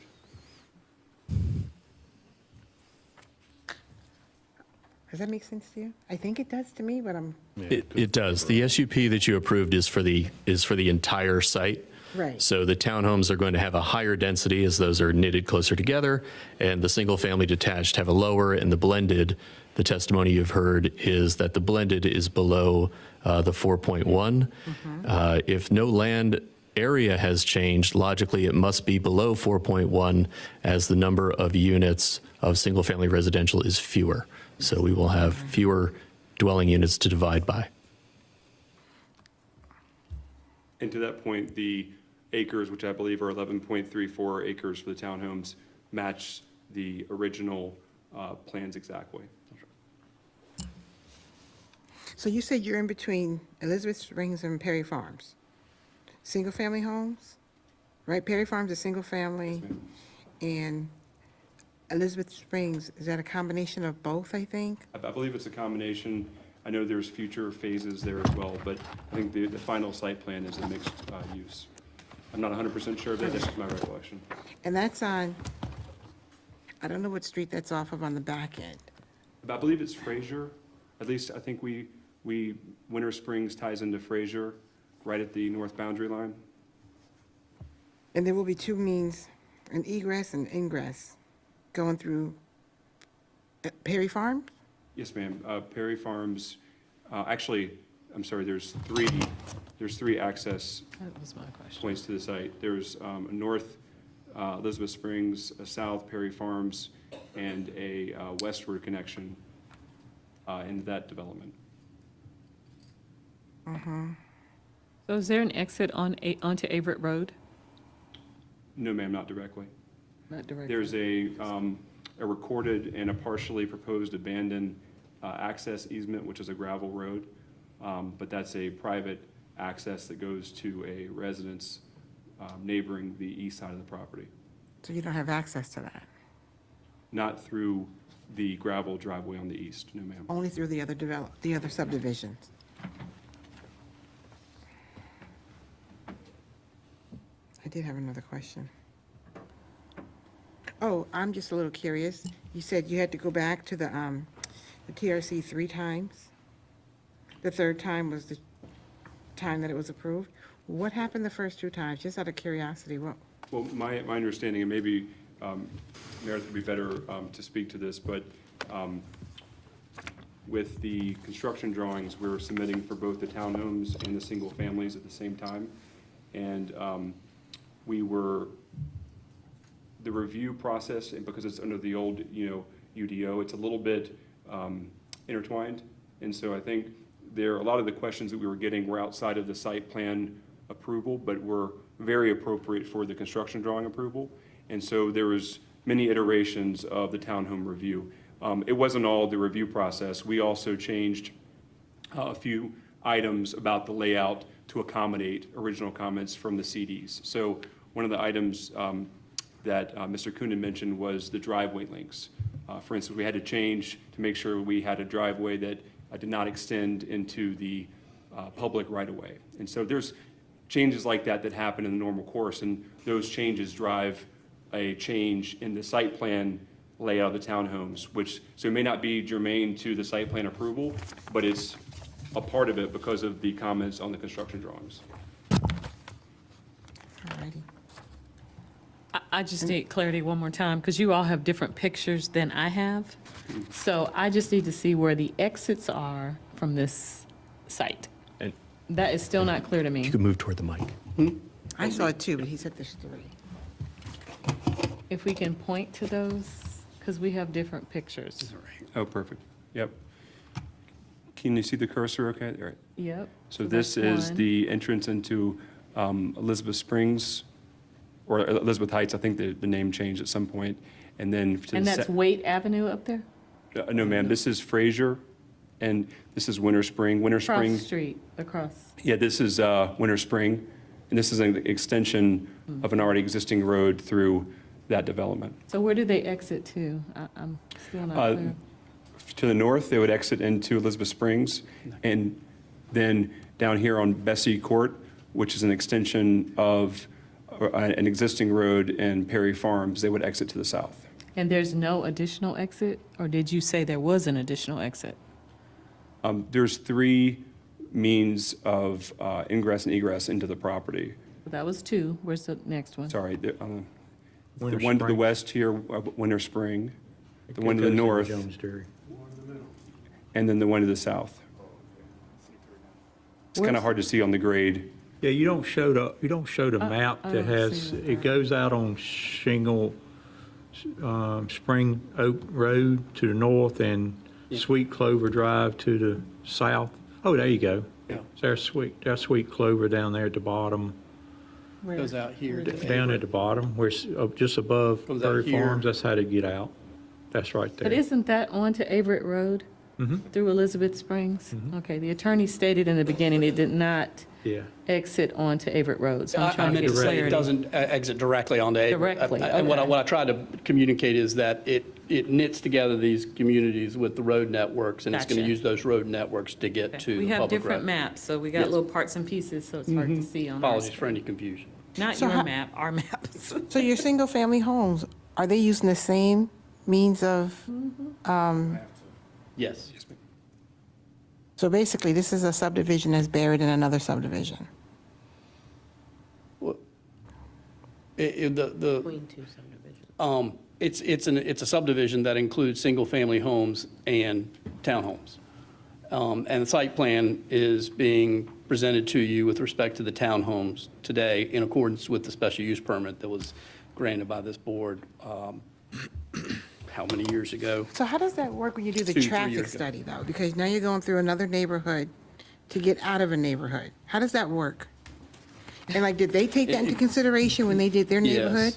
Yes, that's where you need to speak to our professional engineer, the traffic engineer, Mr. Reinhold Stevenson with Ramey Kemp. He would be best to address that issue to you.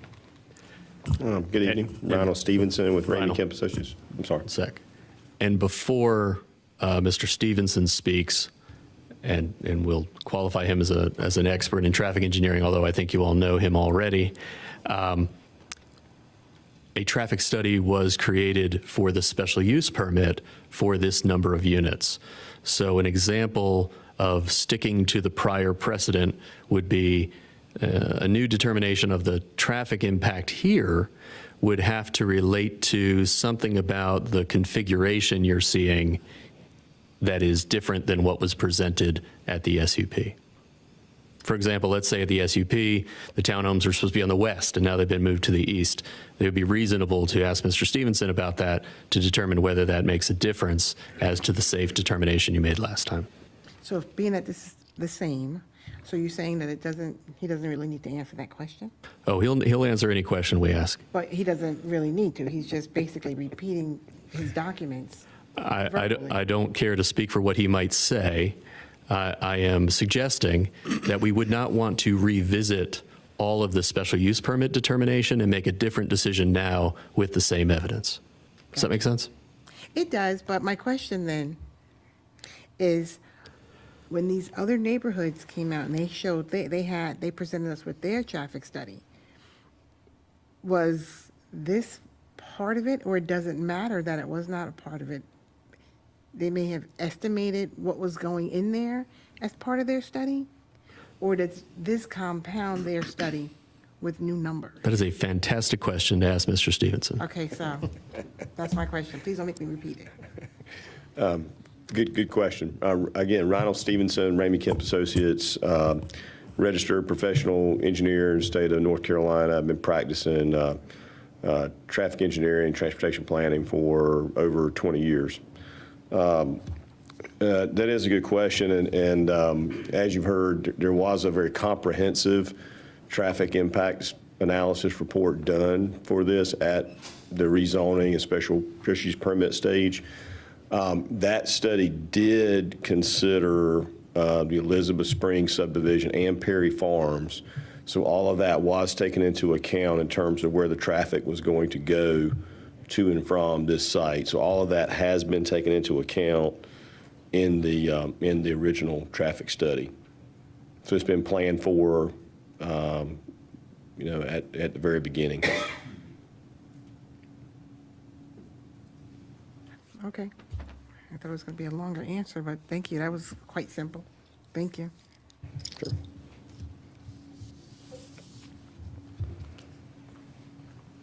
Thank you, Mr. Stevenson. Again, I believe from the 7 findings that you're asked to consider and make, the evidence is in the record and the testimony you've heard tonight satisfies with competent, substantial material evidence all of the findings and conclusions you would need to make to adopt a motion approving the requested site plan approval, and we would ask that you do that. If, of course, you have further questions or yes, ma'am, Ms. Medley. Do you have a realtor here? We do have some people who are home builders, and if you're talking about how and whether it would substantially injure the value of adjoining property. Correct, because there are some single-family homes in the area and across the street from there, and I was just wondering, how does that work with all of the townhomes and those single-family homes? When And I know think- they're two separate structures, so I get that. And I think what you'll hear the testimony is the price points for the townhomes and the single-family homes in this subdivision are going to be at the level of what you see surrounding it and higher in terms of the price points in the market. And so if there's David would, Brad, come up and address that issue because the values of the properties in terms of developed single-family homes and townhomes in this area are going to be well within the ranges of what's around, and if anything, they're going to enhance the value of adjoining properties. Yeah, Drees Homes intends on building 4 different plans on this. I'm sorry, say that again. Yes, sir, I did. And those Can you prices. say that again? Drees Homes Oh, Drees. intends on building 4 different plans on this site with respect to townhomes. And the prices range from $378,900 to 4031 today. For the townhomes? Yes, ma'am. The single families, I do not really know what those prices are. I also asked for a complete spec sheet, and they don't have that yet. However, they're going to be hardy siding houses, 30-year architectural shingle. It's going to be a good product. I can show you the images here. 2-car garage townhomes, 1-car garage townhomes. Dries builds a very good product. I guess my concern is that I know that some of those houses over there, and I know that as a realtor myself, they, their price point is pretty much 700. I'm not suggesting that to you. I'm just saying, so then when you bring in a lot of townhomes in, I know townhomes are appraised differently than a single-family home, but I was just a little concerned because where it says, will not substantially injure the value of adjoining property. I mean, if you're overwhelmed with a lot of townhomes in a single-family neighborhood, I just wanted to hear, how does that work? Well, in my past with another local Raleigh builder, we built townhomes within single-family residential communities, Bishop's Grant in Wake Forest, Holding Mill. Trying to think of the other ones. I've been in so many of them. Also was in Clayton, Lakeside, where we had duplexes and townhomes within Flowers Plantation. These townhomes were highly successful. They sold rather rapidly, and they have increased in value quite a lot. But that was for that specific development, not necessarily the development surrounding it. What I see in Wake Forest is something to what I would think you would see here. When we built, like I said, in my former company's life, when we built townhouses in Wake Forest, there was a little bit of trepidation about that. But once again, they were highly successful, and all we were saying was we wish we could do more of them. They were high-quality products like these. In fact, friends of mine bought them and said it was a great product, and they sold rather rapidly. Like I said, they were inside of, over there at Bishop's Grant. I don't know if you guys have been over there, but we built, gosh, it might have been 50 townhouses within that neighborhood, which is directly adjacent to single-family homes. And I would point out that the townhomes price points are stated to be approximately $300,000 to $400,000. I mean, that's it's a substantial value, and frankly, it's probably allowing some of the homes that are in this community to be a little bit more affordable. It is. And so from that standpoint, it provides a diversity of housing stock that is needed more and more today, which we think is valuable for the public welfare of the community in general. It is by no means injuring the value of adjoining property. I would point out the Elizabeth Springs project, I believe, has townhomes in that project as well. It does, correct? yeah. And so in terms of the mix of uses, it is not an unusual thing to see in these types of communities. It works, and it allows differing values of housing to be available within a community, and that provides more housing options for people. And from a public welfare standpoint, those are policies that we believe further support the findings that you're asked to make in this case, while not doing anything to injure the value of adjoining properties whatsoever. Are you on both sides of the street? Is your plan to be on both sides of the street? I know we're talking about this side. Oh, you mean the townhomes on both sides of the street within the No, neighborhood? not in that neighborhood, no, across the street on Averitt Road. Are you on both sides, or no? That's not you, okay, all right, thank you. All right, thank you. And let me take this moment to remind the board that you have not heard expert testimony about the impacts or lack of impact upon the values of neighboring properties. You have instead received factual evidence from a witness, as well as the materials in your package. Mr. Kuhn, like all of us lawyers, we would make arguments to help you interpret the evidence, but there's not an expert here who has made an appraisal. Rather, it's based upon the information, and you can take due notice, if you will, but it would be from the evidence you actually have. And I believe I'm correct, Mr. Neal, that there's no requirement for any type of an appraisal for competent substantial evidence to make a finding. I'm unaware of that being a requirement that you provide an expert as to that topic. The failure to do so goes to weight of evidence. Okay, I understand the last part of what you meant. It goes to the It's up to you to weigh. So you're weighing the information. You have facts about there's townhomes in the area. You have facts about the plan before you. You have facts regarding price point and similarity. And as fact finder, you now make a determination. And that there is, thus far, that I can tell in the record that's been presented before you, no evidence to the contrary as well.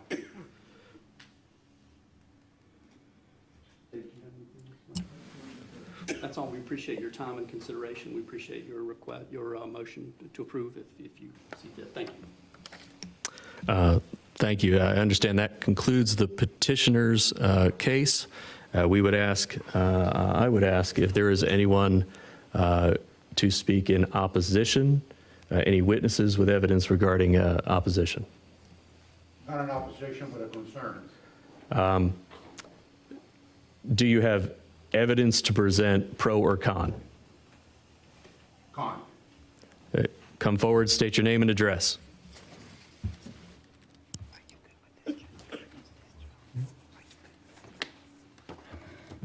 My name is George Garcia, 524 Averett Road. We have a property right across from Jones Dairy and Averett Road at the intersection. This project, at one time, when it was first submitted, had a general traffic plan submitted, and it looks like since then, there may have been some changes or modifications that are going to be done. I contacted, and I've been in contact with DOT for quite a while. On July 16th, I called, July 19th, I sent an email to Matthew Nolther. He's the Assistant District Engineer. And I asked him, has there been any updates for a discrete intersection? Mr. Garcia, I'm going to guess there's an objection to your testimony, although Mr. Kuhn doesn't need to wait to object. He only needs to wait to cross-examine. But yeah, it looks like you're about to give us hearsay. It looks like you're about to tell us what someone who isn't here said. No, I'm here to tell you that there has not been a plan submitted for that intersection, period. That's coming from the state. Okay? And the state has requested from the applicants an update of that, for that intersection, what's going to happen there, because the whole is equal to the sum of the parts there. The concern that the response that the applicant gave was that they don't trigger a clear plan right now because they're only physically constructing the south side of that project. But there's an overall impact, the middle and the north part, which you're talking about right now. We do have a concern that there has not been a plan submitted, and all these, whether it's on the north or the middle, traffic is going to be coming, going to be coming down on Averett Road, and there's going to be a confluence with Jones Dairy. There's going to be a lot of from-tos coming there that are going to have to be managed. And there's going to have to be some physical changes to that intersection, which are going to impact us. We were never allowed to initially comment on the project because they said that we were 100 feet or 200 feet from where the project was planned. Yet we are collateral. We have a collateral impact. Okay. Thank you very much. Thank you, Mr. Garcia.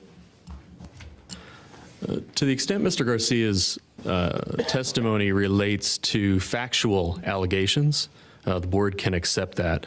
To the extent it would venture into what someone said, or to the extent it goes to safety or traffic impacts, that should not weigh into your deliberations. Which Are there- is which? Are there any, I'm confused.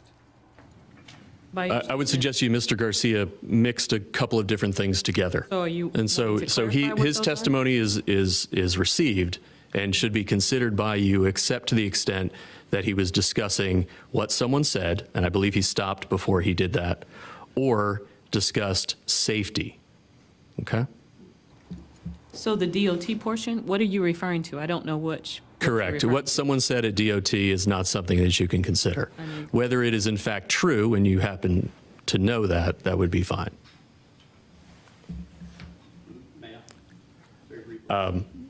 Let me get through the opponents, and then you can have rebuttal.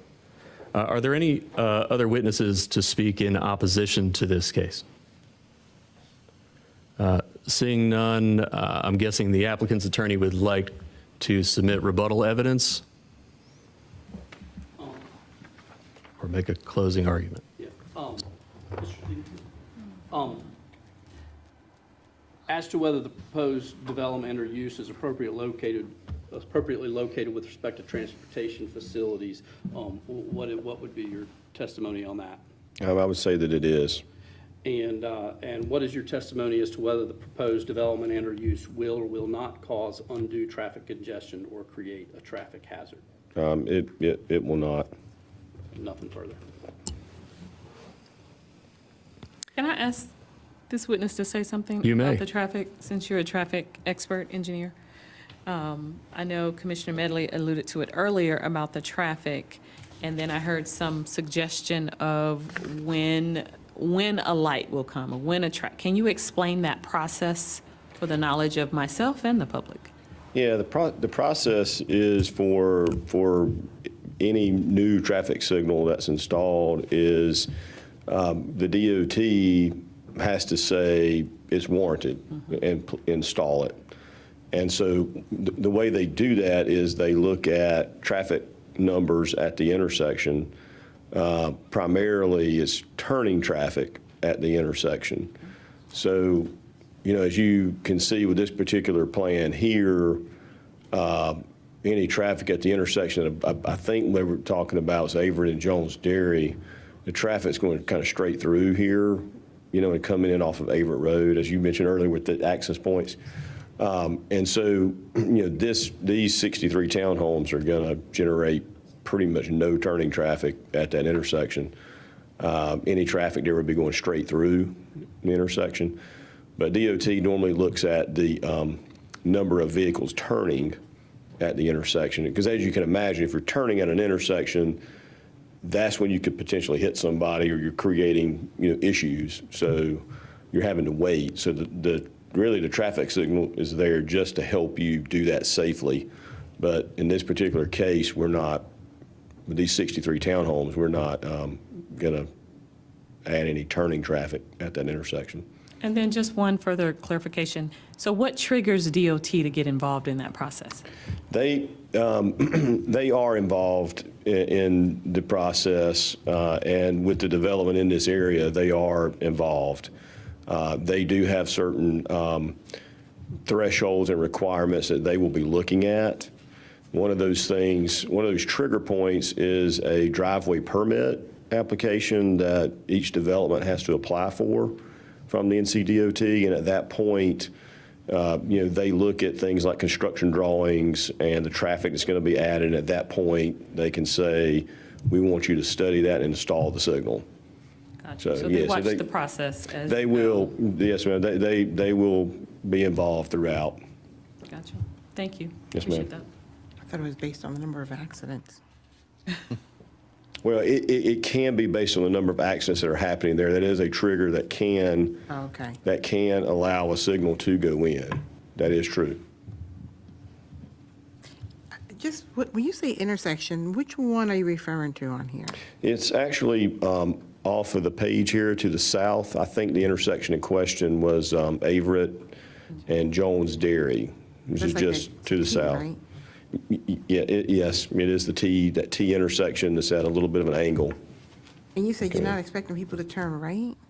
The left turning traffic, so if you're coming up Averett, there really would be no reason for you to turn left there. If you're going to these 63 townhomes, you would come up, as we talked about earlier, you would come up in Averett, turn left into Elizabeth Springs or Perry Farms and get through to this site.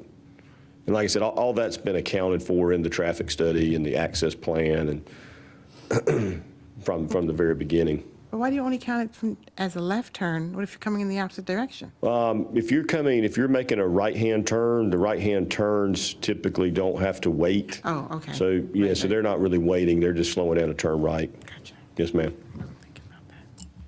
Thank you. Yes, ma'am. I believe the parties have concluded their cases, and we typically call upon staff to make a report. Any additional comments from the staff? No additional comments.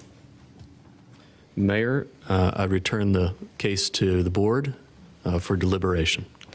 Thank you, Mr. Attorney.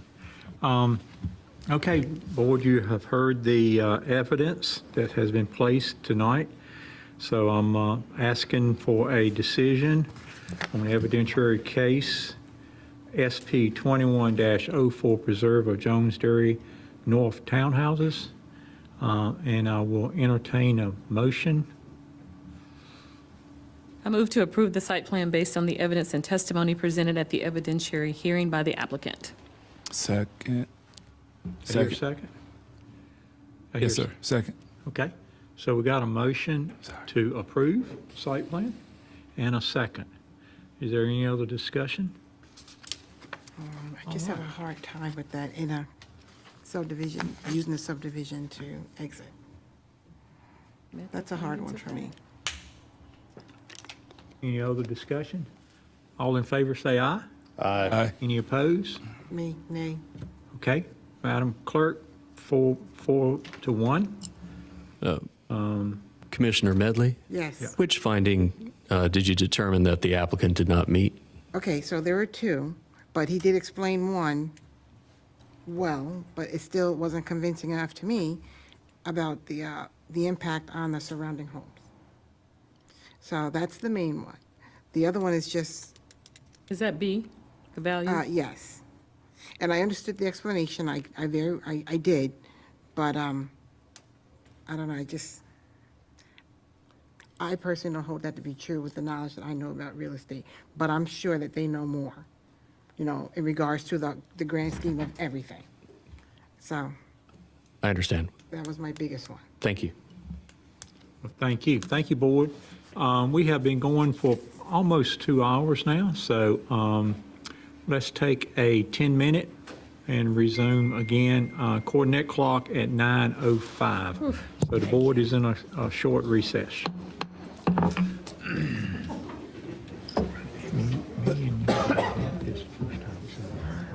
I remember that.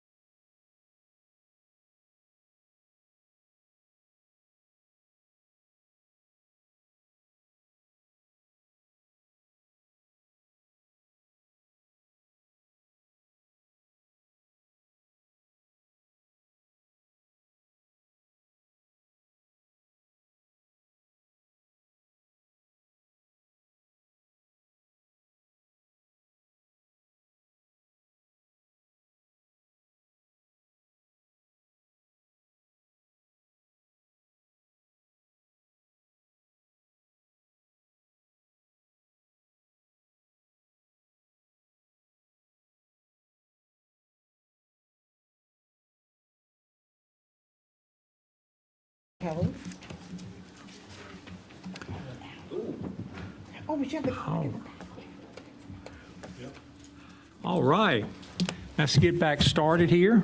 We on our second evidentiary hearing, SP 22-03, Walbrook Building 1, 2, 3, and 4.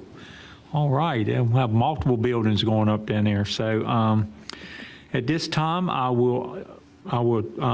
have introduced Dave, and I'll turn it over to you to take it from here. Thank you, Mayor. If there's no objection from any member of the board, we'll forego with the preliminary introduction. I think all the members of the audience were here for that, and just do the voir dire. Is any member predisposed to vote a particular way on this matter such that his or her opinion is fixed and the evidence presented during this hearing is not likely to influence his or her decision? No. Has any member discussed this matter with proponents, opponents, or others? No. No.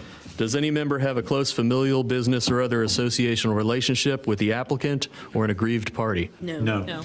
Does any member have a financial interest in the outcome of this matter? No. While it is not a conflict of interest, specialized knowledge of members should be disclosed. Does any member have a particular knowledge or expertise regarding the site or the subject matter of this hearing? No. Has any member made a site visit? No.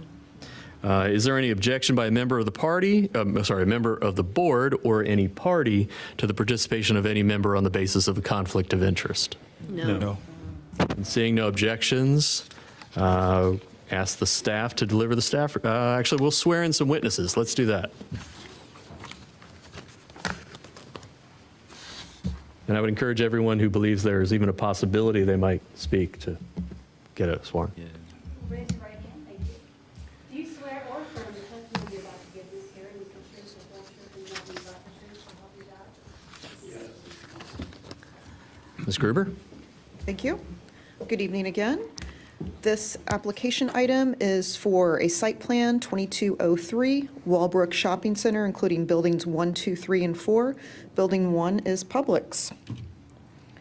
Some development history for Walbrook. Their special use permit was approved in 2020, and that included non-residential and residential uses.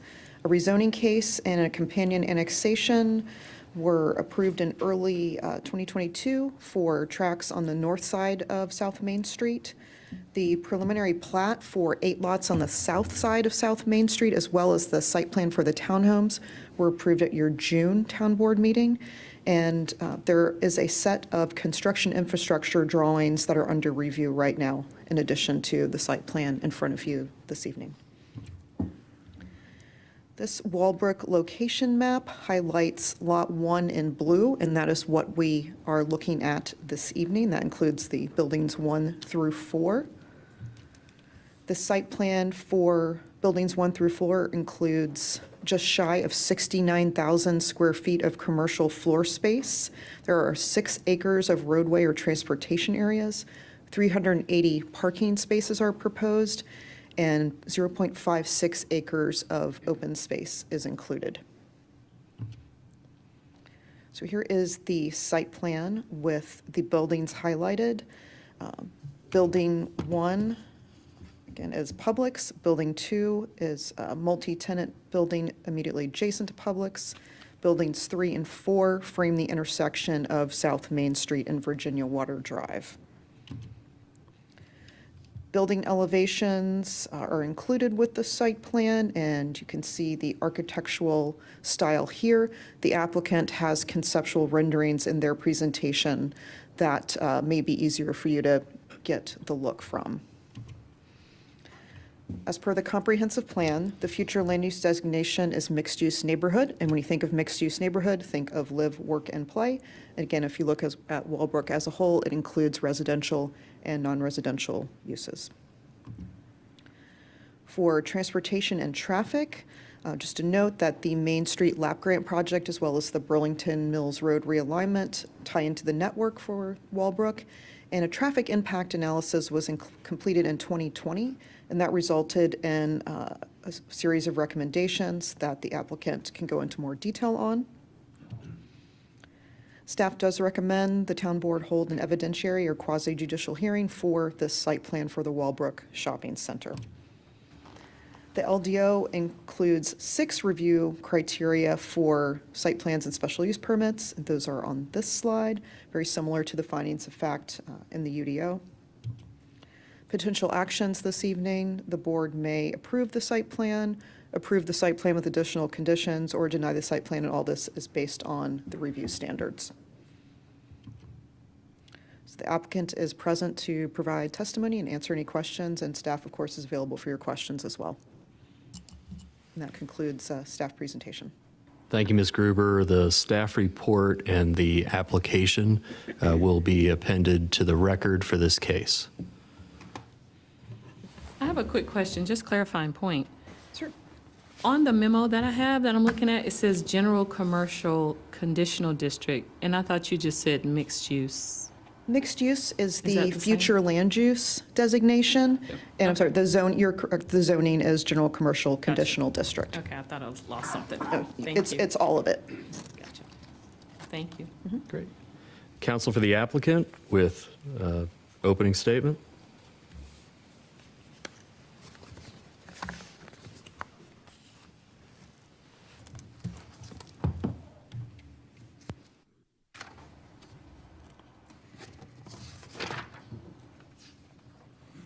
Good evening, Mr. Mayor and members of the board. I'm Mark Frederick with Parker, Poe, Adams, and Bernstein at 301 Fayetteville Street in Raleigh, North Carolina, 27601.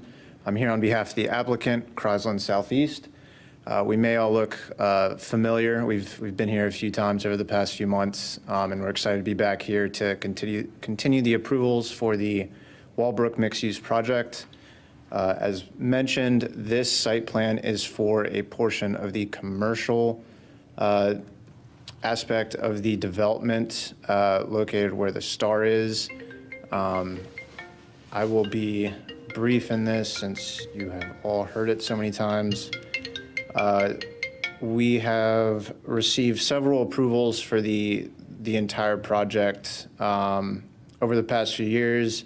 There was a special use permit a few years ago to allow the townhome portion of the development, an annexation and rezoning earlier this year, as well as a preliminary subdivision plat and a site plan just about 2 months ago.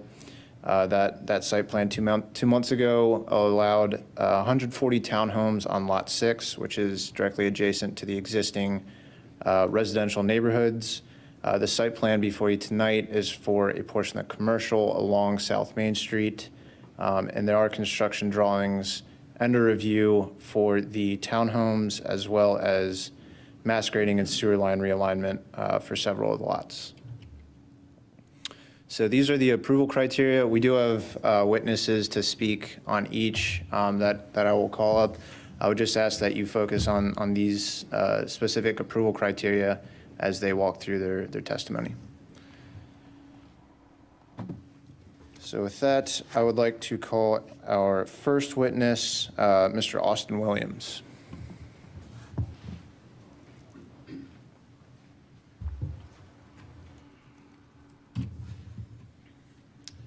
Thanks, Mark. Thank you for having me tonight. Good to see you all again. Again, my name is Austin Williams with Crosland Southeast. My office address is 801 East Boulevard, Charlotte, North Carolina. For experience, I am a partner at Crosland Southeast, real estate development firm. I have 19 years of experience as a real estate developer, and I've created mixed-use developments across the Southeast. I have a degree in architecture from Georgia Tech and a master's in real estate from Georgia State University. As a managing partner for Walbrook, I lead the development efforts for the project and the related improvements that will bring the town's Main Street vision to life. As you know, we've been working on this project for several years now. Walbrook is a mixed-use development straddling South Main Street. The original vision for the project and uses were guided by the comprehensive plans policies for the area. The site plan you're considering tonight will implement the commercial uses that will initially anchor the project and support the future development opportunities at Walbrook. The town's future land use map designates this property in the mixed-use neighborhood category, which contemplates a mix of uses that offer residents the ability to live, shop, work, and play in one community. The property's zoning, general commercial conditional district, is consistent with the future land use designation. In combination with the site plan for the townhomes that you all approved a few months ago, this site plan will allow the commercial and retail uses to truly make this community a place where residents can live, shop, work, and play.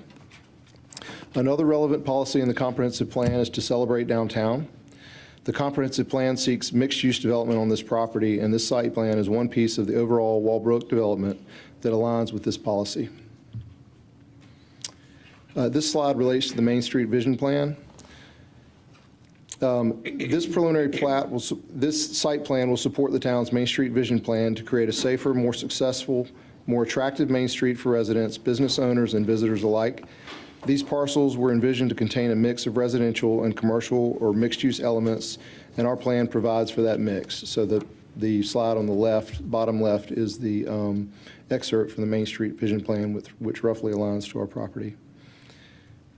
As you can see in the vision plan, commercial uses are envisioned along Main Street with residential uses providing transition to the existing residential uses behind the site. This site plan implements the commercial component of the vision plan in the location where it was initially envisioned. The commercial uses will add additional services, convenience items, and walkable access to food that does not exist in a meaningful or walkable way in this area of Main Street. In my experience, having these amenities closer to existing neighborhoods tends to have a positive effect on the existing adjoining properties. The vision plan also recommends several roadway improvements, which the Walbrook development as a whole will realize. Any questions for me before the next witness? Thank you.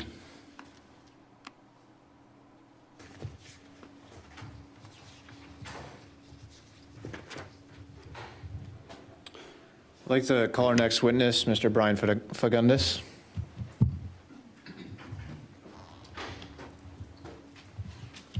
And if I could ask, I might ask you to man the slide so I don't miss skipping to the next slide here in a minute. Good evening, Mr. Mayor, Commissioners. I'm Brian Fagundes, office address 2755B Charles Boulevard, Greenville, North Carolina, 27858. I'm a civil engineer, principal at Art Consulting Group, located in Greenville. I have a degree in civil engineering from NC State University. Have been practicing civil engineering for just north of 20 years in North Carolina. Licensed professional engineer in North Carolina, as well as several surrounding states. Development experience all across the state of North Carolina. Specifically have been involved in this project, in the layout and design of this site plan. Gosh, I guess it's been at least 3 years that we've been involved in various parts of this plan at this point. So we've kind of been here and done it. Part of this plan, as Mark previously mentioned, were the special use permit approvals and preliminary plat approvals that I was engineer of record on as well. So the site plan before you tonight allows 4 commercial buildings anchored by the grocery store. And we've worked with town staff pretty diligently over the last couple of months to ensure the plan complies with LDO requirements. This is one of those, if you recall, that had a little bit of both in it. So I apologize, and I'll try to keep my acronyms correct. I'm going to go over a few of those LDO requirements. So the basic layout of the site was informed through the town's land use policies, and it was designed to be appropriately located with respect to transportation facilities, water, sanitary sewer, and emergency service access. The general layout for this portion of Walbrook includes 2 smaller buildings up at the corner at the intersection of Main Street and Virginia Water Drive. Those orientations really help provide a nice entrance to the development and really activate that corner from a pedestrian perspective relative to the multi-use trail that'll run adjacent to those buildings. The Publix building and the 4th building are located along a new street or drive aisle that connects Virginia Water Drive at the roundabout you see there on the plan to the towns at Carlton Point. There are 3 additional lots that you'll see shown on this overall site plan. They are for future non-residential uses, although those lots are not included in the plan that you're seeing tonight, but they're shown there for reference. I see those 3. What is that one? Is that a water control lot or something down there? The one I'll say bottom right. The plan southeast corner? Yeah. Yes, sir. Bottom That's a right. stormware pond down in that That'd just be corner. open area. Correct. The plan does provide sidewalks throughout, as well as I just mentioned, the multi-use path along the east side of Virginia Water Drive that'll connect Main Street to Carlton Point, to that community, to our plan south. A greenway is also planned along the southern side of Main Street, although that greenway will be constructed as part of the Main Street improvements that are planned separate and apart from this site plan. The total building area between the four buildings, as Ms. Gruber indicated, is just short of 69,000 square feet. The four buildings are parked well above the LDO requirements with 380 spaces provided for those four buildings, which is kind of right in the sweet spot of what the LDO asks for, providing for sufficient handicap and bicycle parking as well. Stormwater, Mr. Mayor, is handled in that bottom right-hand corner. Drainage into a wet pond into that corner. That water is held on to and then eventually outfalls across Virginia Water into the stream that exists there, kind of in that very, very far bottom right-hand corner of your screen. Thank you, sir. The slide you have before you now illustrates some of the buffers that are being maintained and/or created as part of this project. So the portion of development you see highlighted here utilizes or provides a 15-foot Type 2 perimeter buffer along the southern and eastern boundaries. Buffer includes required landscaping that'll either be supplemented and in large part remain in place as it exists today. Part of those buffers include tree preservation areas that we've worked hard to maintain, predominantly behind the Publix building itself. Landscaping is provided throughout the site according to LDO requirements. That includes street trees throughout and parking lot landscaping throughout. Finally, City of Raleigh provides water and sanitary sewer to this site, and the extensions and connections of those utilities will comply with applicable City of Raleigh requirements for those utilities. With that, I hit a lot of high points in a quick hurry. If you guys have questions of me, I'm glad to answer. I have a question. Thank Yes, you for ma'am. that. What is the 4,200 square foot building? It's tiny. What You is referring to building 2 adjacent to the Publix? Correct. Be small shops, so the typical, and it could be a variety of uses, but the typical small shop that you would see 2 or 3 shops in a row, and it could be a small restaurant space or a small service space. Maybe it's, and I'm sheerly speculating, this is not evidentiary in what I'm saying, but small users that typically go in neighborhood grocery anchored Gotcha, shops. but nothing to do with Publix. I was thinking when I Correct. saw shop, I thought it was some type of maintenance thing for Publix. That's what I No, was no, trying no. to clarify. I could envision 3 retailers of some description Gotcha. being in that space. Okay, thank you. Even including like a small restaurant or a nail place? Sure. Mr. Williams could answer who those people likely would be, but yes, somebody of that description is what I would say. Gotcha. Thank you. So what we're approving with this overall site plan is 68,000 square feet. Is that my understanding? Of commercial? Yeah, Of some type? it's 68,915, I believe, is what the Some count type of is. commercial So space. I call it, I'm an even numbers person, so I say 69,000 is about where it is. That'll be plus the other 3 at some point in time. Correct.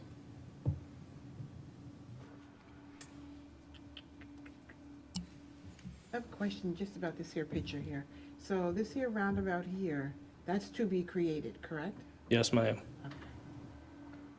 And then if you're going across the street, oh wait, hold on. So Main Street, Old Main Street, what is that, Old Main Street, what do they call it? Yes, so Main Street's running left to right across the top of the picture there. All right, so would Bojangles be on this end, well, somewhere here and to the right? Just back to your left. Yeah. Or this Yep. way? Yeah, down. Okay. And it's funny you ask that because oftentimes on plans, not necessarily for this level, but we do put landmarks like that I help recognize because it helps orient me too, so I understand. Thank God, because I would have been traveling the wrong direction. So thank you.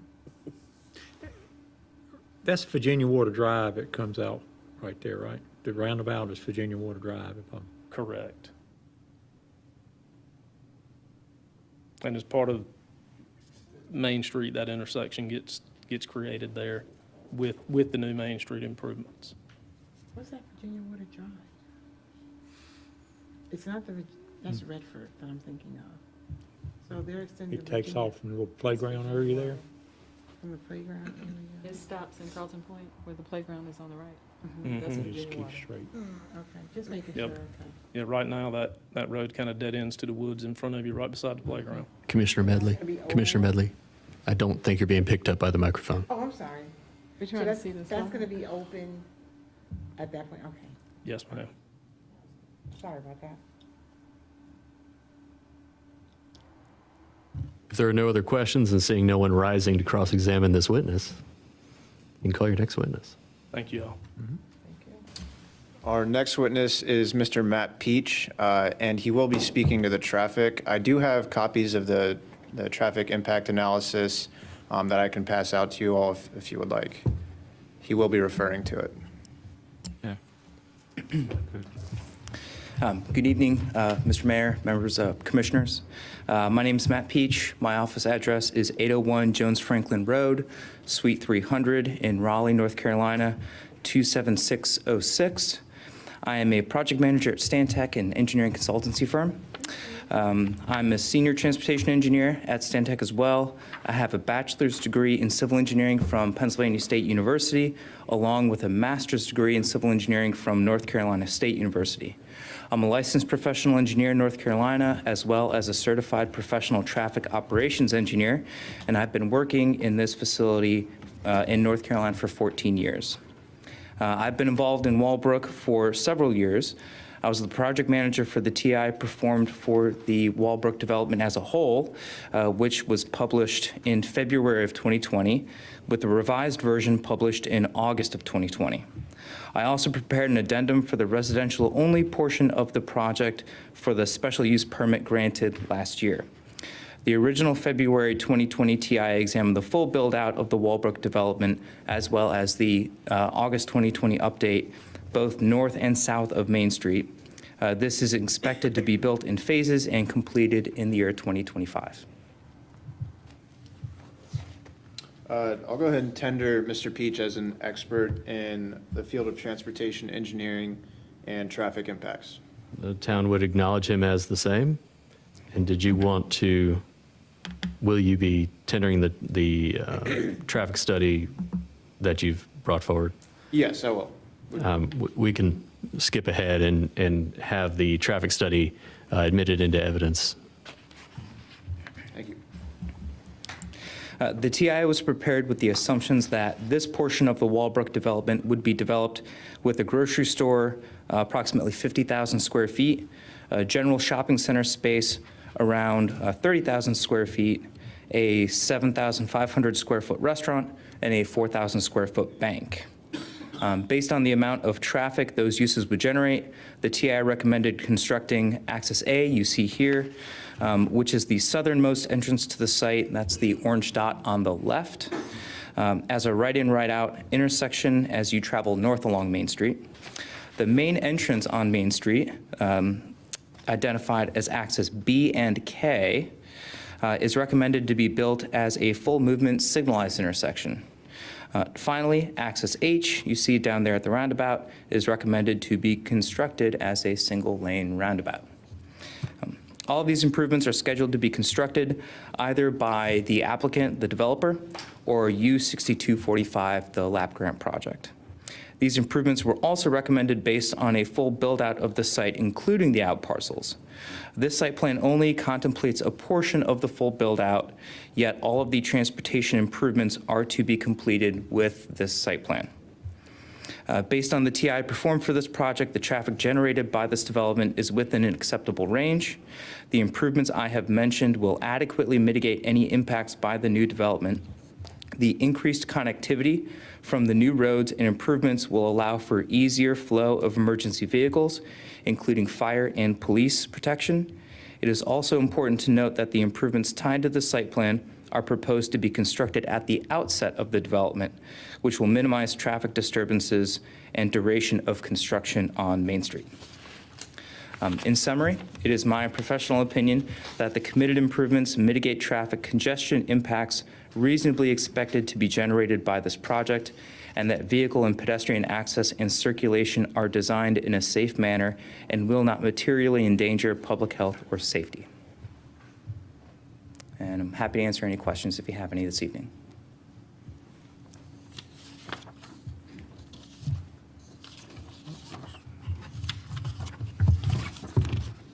What page is that on? Is that in here? That site plan? No, that Walbrook TIA recommendation. Is that in what you just handed us? Yes, yeah, so the TIA was submitted into evidence. Yes. You should all have a copy of that. If you want to check out the specific recommendations, it is the 5th page. There's a recommendations section in the executive summary. Those are recommendations for the development as a whole. And there's additional discussion towards the end of the document that you have. I'm looking for the picture. I don't think there's a picture. Oh, that's what I was looking for. There's not a You- picture? the- I think it's a V. I'm sorry, yeah, that's the third page in. So there's a picture of the full site plan. Yeah. Yeah. This is a portion of that.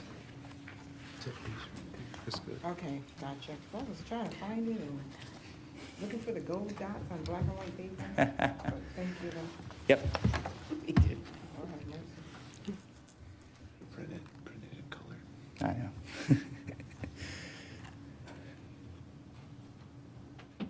We've seen this a few times. Yeah. I'm always happy to be up here. So once all this is done, you guys are ready to go out there and start shoveling, right? That's how I do it. Just about. Well, thank you. No question. Thank you.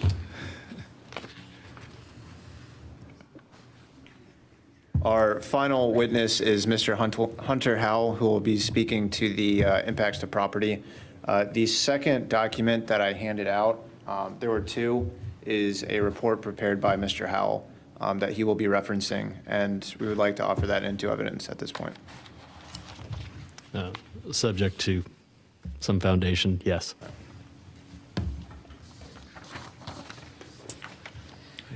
Good evening, everyone. My name is Hunter Howell. My office address is 412 East Chatham Street, Cary, North Carolina, 27511.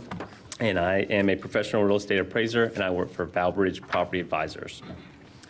I'm currently licensed by North Carolina as a state certified general appraiser. I'm a member of the Appraisal Institute, and I'm working towards an MAI designation. I've been appraising properties throughout Wake County for approximately 8 years now.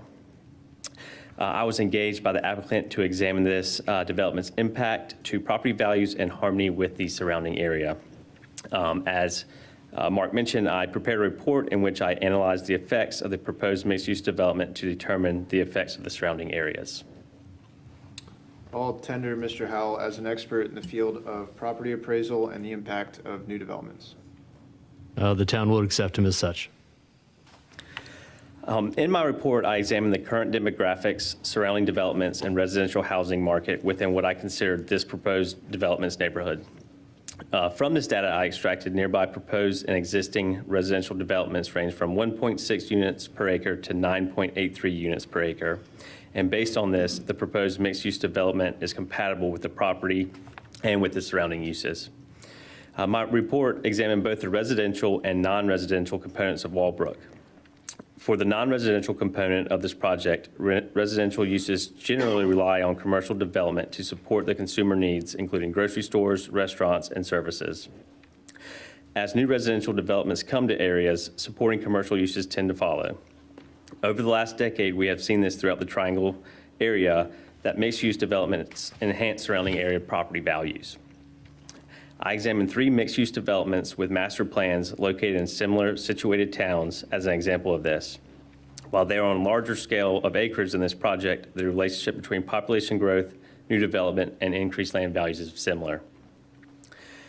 As an example, one of the projects I looked at is in Wendell Falls and Wendell. As the residential portion was built out, the demand for supporting commercial uses followed, commanding higher sales prices for the land.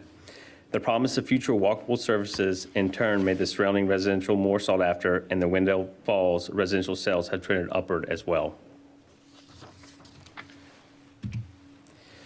Based on my experience and my analysis in the report, the proposed development will not substantially injure the value of the adjoining properties. This is evidenced by the trends observed in similar mixed-use developments in comparable communities experiencing growth similar to that of Roseville. The proposed site plan will provide the commercial services needed to support the growing amount of residential uses. And finally, it is my opinion that the placement of the uses within Walbrook mixed-use development tends to make the development in harmony with the use, scale, and bulk of nearby uses. Placement of the commercial portion along a major corridor and the proposed townhomes in between the commercial and existing single-family homes allows similar uses to be placed near one another, and a natural progression of intensity and activity as one gets closer to Main Street. And I'm happy to answer any questions you guys might have.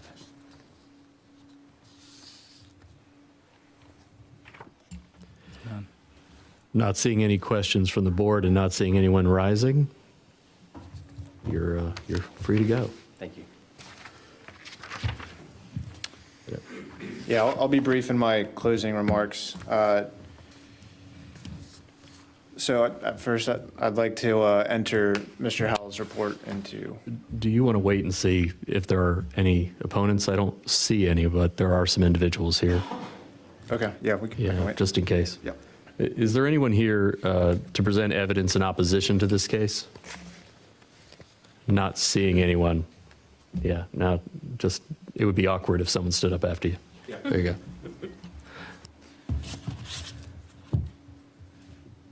I'd just like to briefly summarize the evidence you've heard tonight. Mr. Williams testified that the proposed site plan and commercial uses are appropriate for the current zoning designation as well as consistent with the comprehensive plan and Main Street vision plan. Mr. Peach testified that the site plan has incorporated the recommendations of the TIA and addendum, which will ensure that the site has increased vehicular and pedestrian connectivity.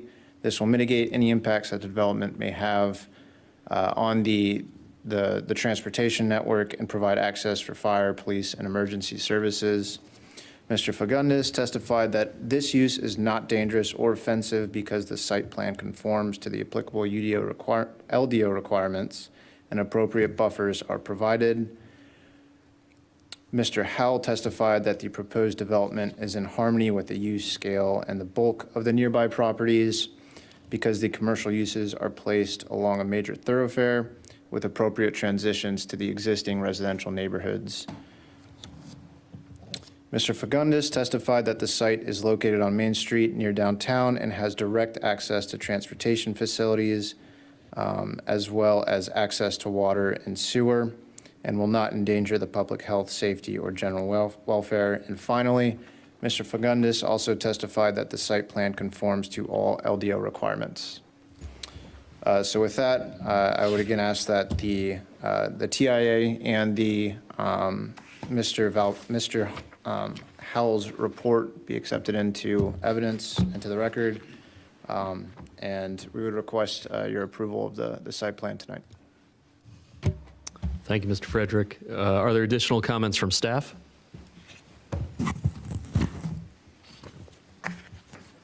No additional comments. Thank you, Meredith. Mayor, returning this to the board. Okay, thank you, Mr. Attorney. Okay, at this time, we have heard evidential evidence for SP 22-03, Walbrook Buildings 1, 2, 3, and 4. What is the pleasure of the board? I move to approve the site plan SP 2203 Walbrook Lot 1, Buildings 1, 2, 3, and 4, based on the evidence and testimony received at the hearing to determine the special use review of standards. Here, second. Second. All right, I've got a motion and a second. Is there any other discussion? None, sir. All in favor, say aye. Aye. Any noes? That one's unanimous. Thank you, board. Appreciate that. Thank you for coming out. Appreciate it. Matt, you ought to just move here. You come, stay here. I think come to every meeting, so, you know. I'm sticking around for the next agenda item as well, so I'm happy to. All right. Wait, there's another one? Yes. Very good. Next agenda item, which is an interesting one here, and I think, Kelly, you're going to lead this one.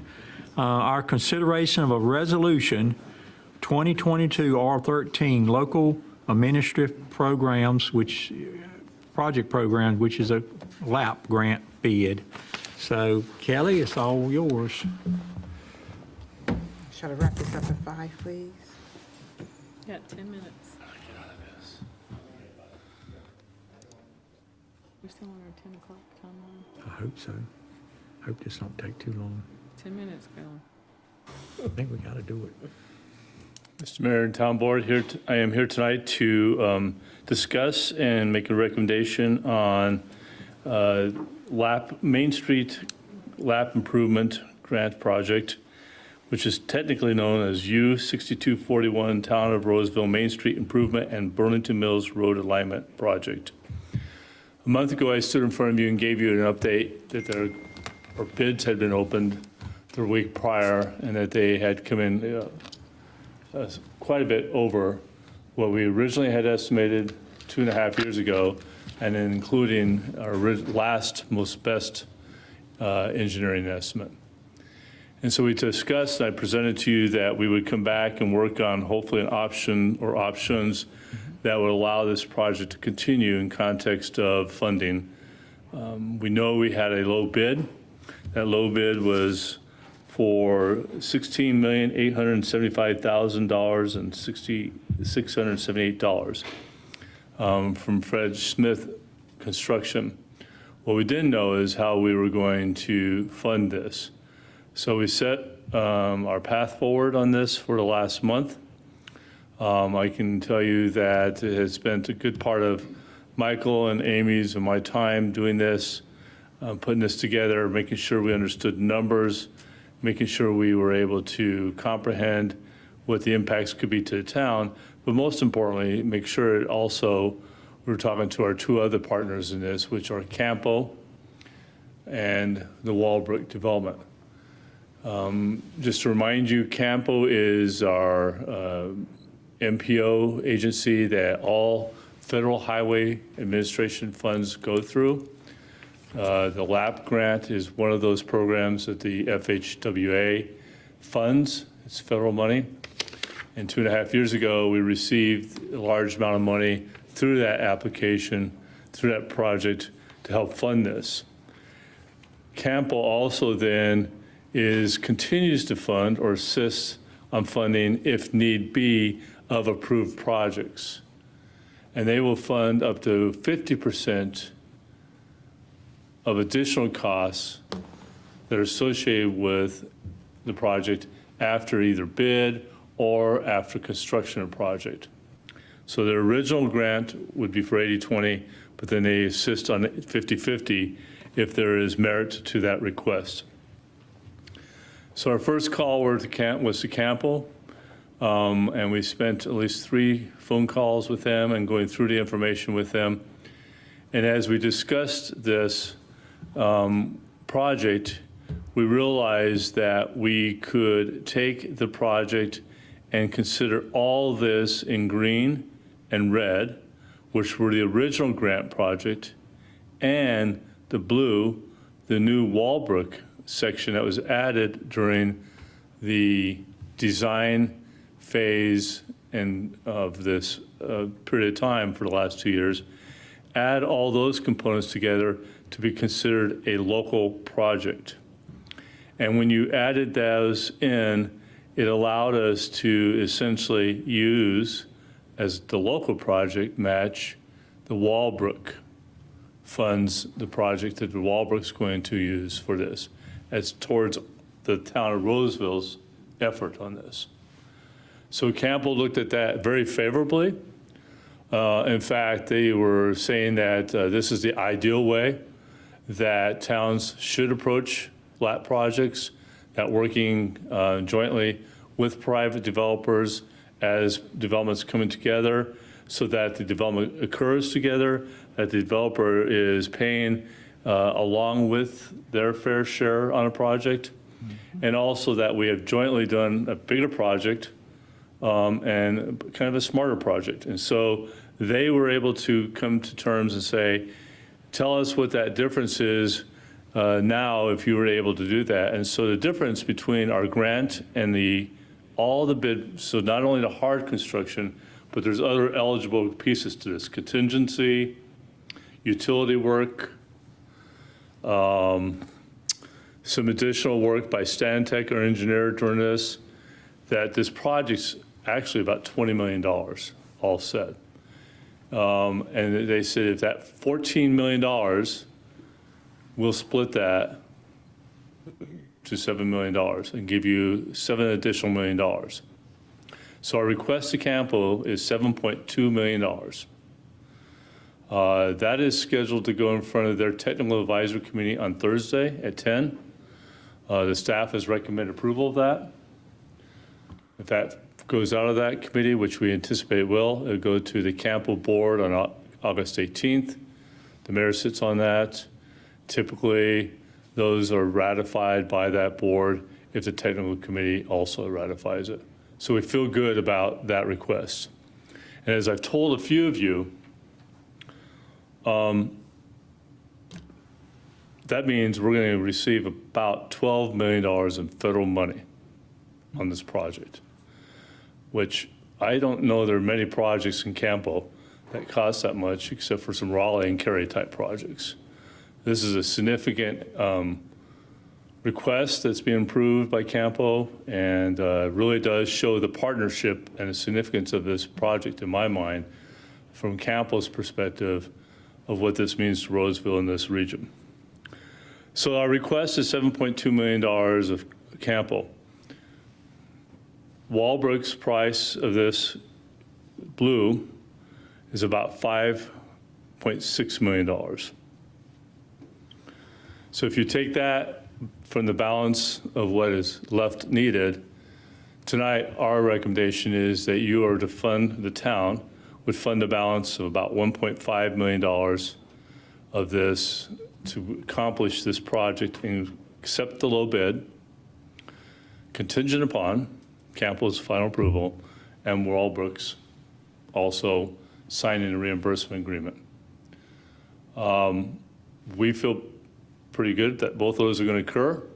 Tonight, you just approved the site plan with these lab improvements in them. I don't think they would have been here today if they didn't intend to do that.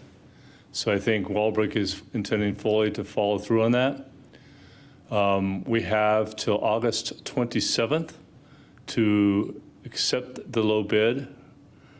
If we do not do it at that time, we can enter into an agreement with the low bidder to extend the period of time for the low bid. They have every right then to say that would be fine, but here's our conditions of that extension. We also have every right to reject the bid.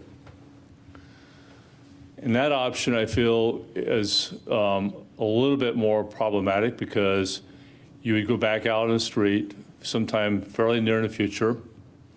You would see if you could get a lower bid. My engineers, our engineers, are not guaranteeing us anything in that regard. And you'd have to go back to Campo and make a case again to seek that funding. And so, to me, you have certainty right now that this project can be accomplished and that we would bring $1.5 million additional dollars to this.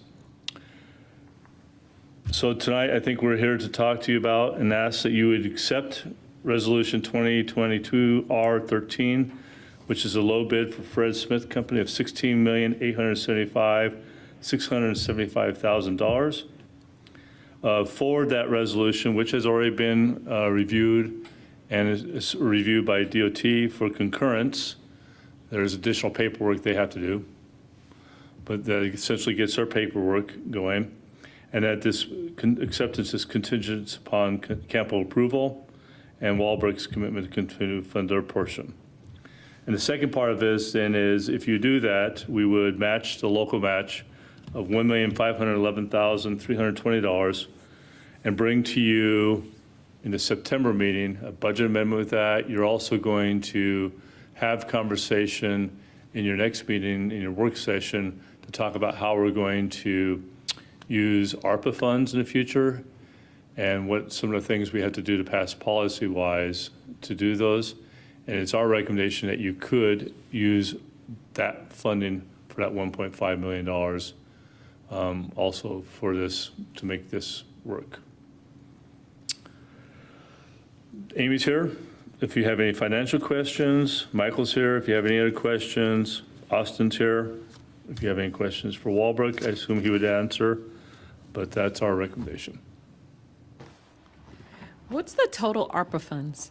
Y'all knew I was going to ask this. $2.8 million? $2.7 million. And that's the total that we're getting? Yes. That's the total?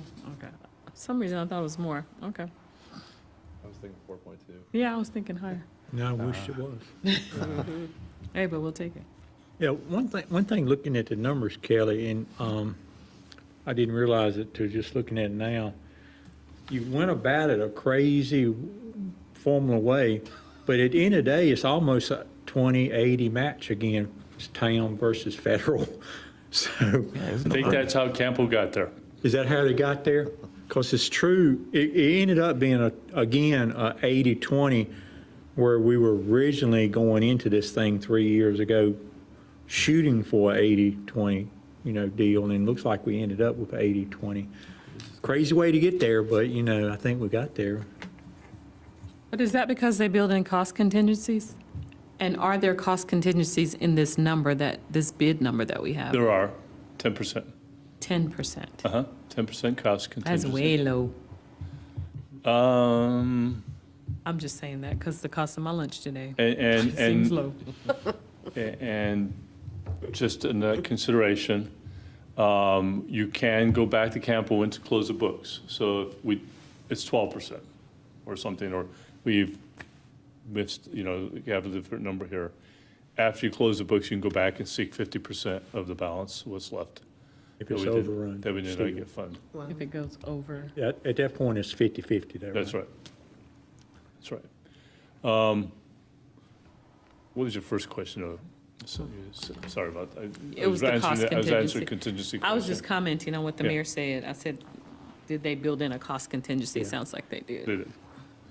What is the state? I mean, the state chunking in a big amount there, so what is that? So the state is funding the ADA ramps, and that came in about $38,000 more.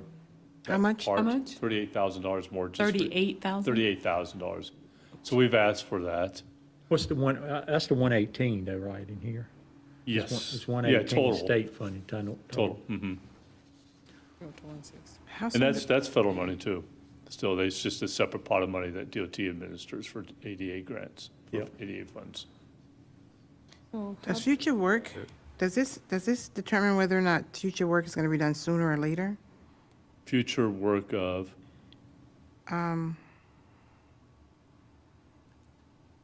For anything for that, where the money's going to be used, like, does that hold? Okay, so if we went back, which I'm not recommending this, but if we went back and did another bid, it takes a lot more time.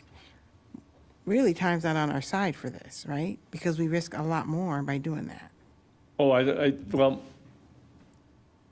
time could be on your side if inflation goes down and prices went down. What isn't on our side is the certainty of what we might get as a result of that. Yeah. Because what essentially happens on October 1st is the federal government funding clock gets reset. And Campbell's money may be different. Their formula may be different. They are starting to work on new applications, and they may say this is too much. They may say that. And so they have funds right now available because of where we're slotting this in August that is available, but come October, it may not because they're starting a new federal clock, a new process of applications. So time's of the essence then, basically. For Campbell, I think it is. Yeah, we don't really need to go back to Campo. And no, I'm not suggesting that. Because really, they're seeing this in all projects. So what we had approved for 23, 24 is being reprioritized because it's not enough money now to do that many projects because they've gone up 60, 80% or something. So everything is being reprioritized, and we don't want to get in a reprioritization type thing. No, we don't. So that's why I'm saying time is of the essence, and we need to make a decision. For instance, Clayton's on the same agenda this week, same schedule with us. They have about, I think it's a $2 million project that is double, so they're having to ask for 2 more million. Who's this? So Clayton. Oh. So everything is, I mean, applications from 2 or 3 years ago are double what they were 2 or 3 years ago. And they slashing projects now, you know. So I know you feel good about Campo, and with you being on the board, I feel better about Campo, but what if that does not go through? Campo? Yes. Then what I come back is we would probably say, well, it's contingent upon, so we would say we're not going to accept the bid. We would not be able to afford that. Can't afford it. At this juncture. That's right. And then my other question is, how does this impact Walbrook? And Austin, are you going to speak to that? I don't know. Do you want to answer that question? That was part of my question, Hester. Do you mind if Austin answer that? That'd be great. That's why I was asking, how soon do we need to start this? Say yes, say no, whatever we're Yeah, we're say. going to start it as soon as they get started on it, you know. Some we work get has everything started, approved. right? Some Yeah, they work moved the started. power lines now. Yeah. So the question was, how does this affect Walbrook?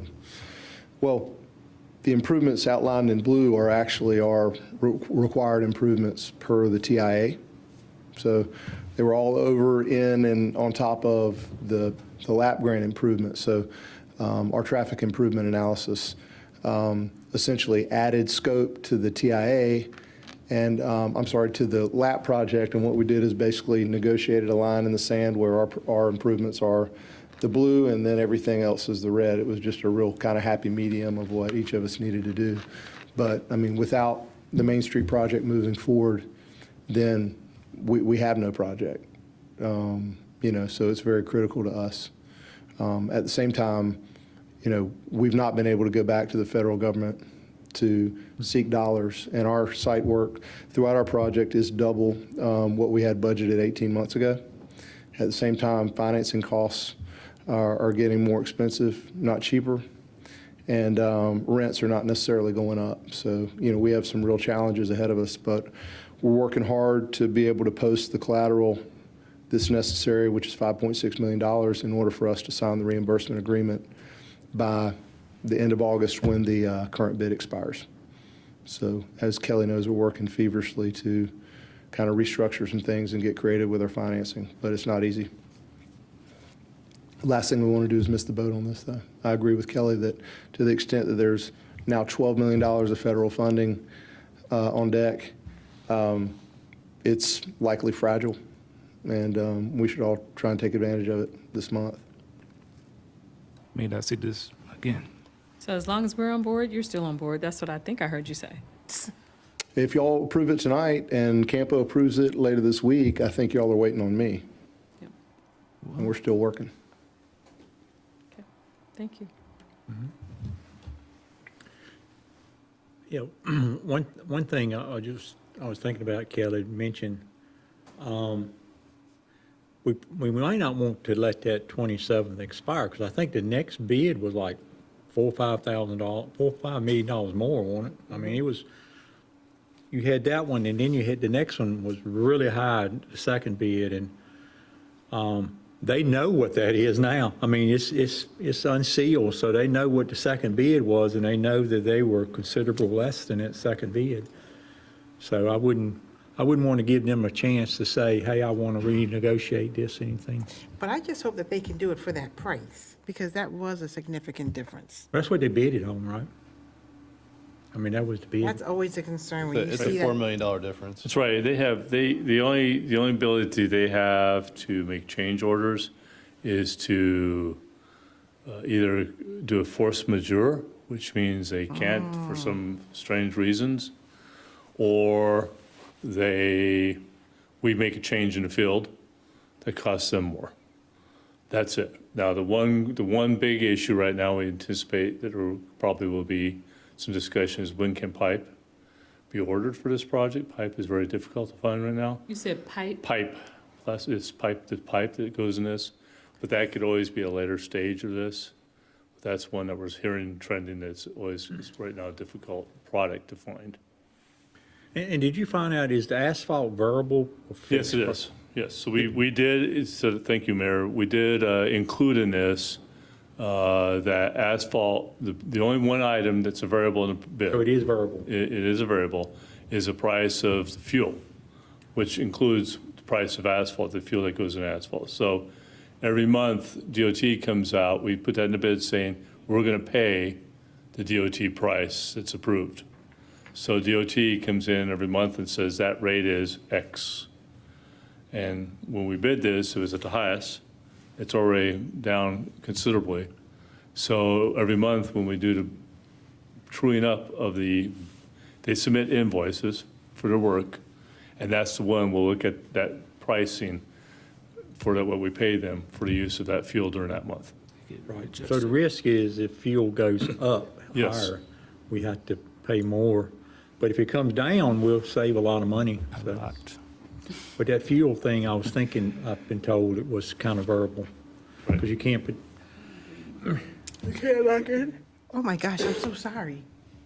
For the, Well, what do you need tonight, Kelly? I know, think it'd I be know great. the witching hour has hit, so. you Yes, know. it has. I can't believe I yawned like that.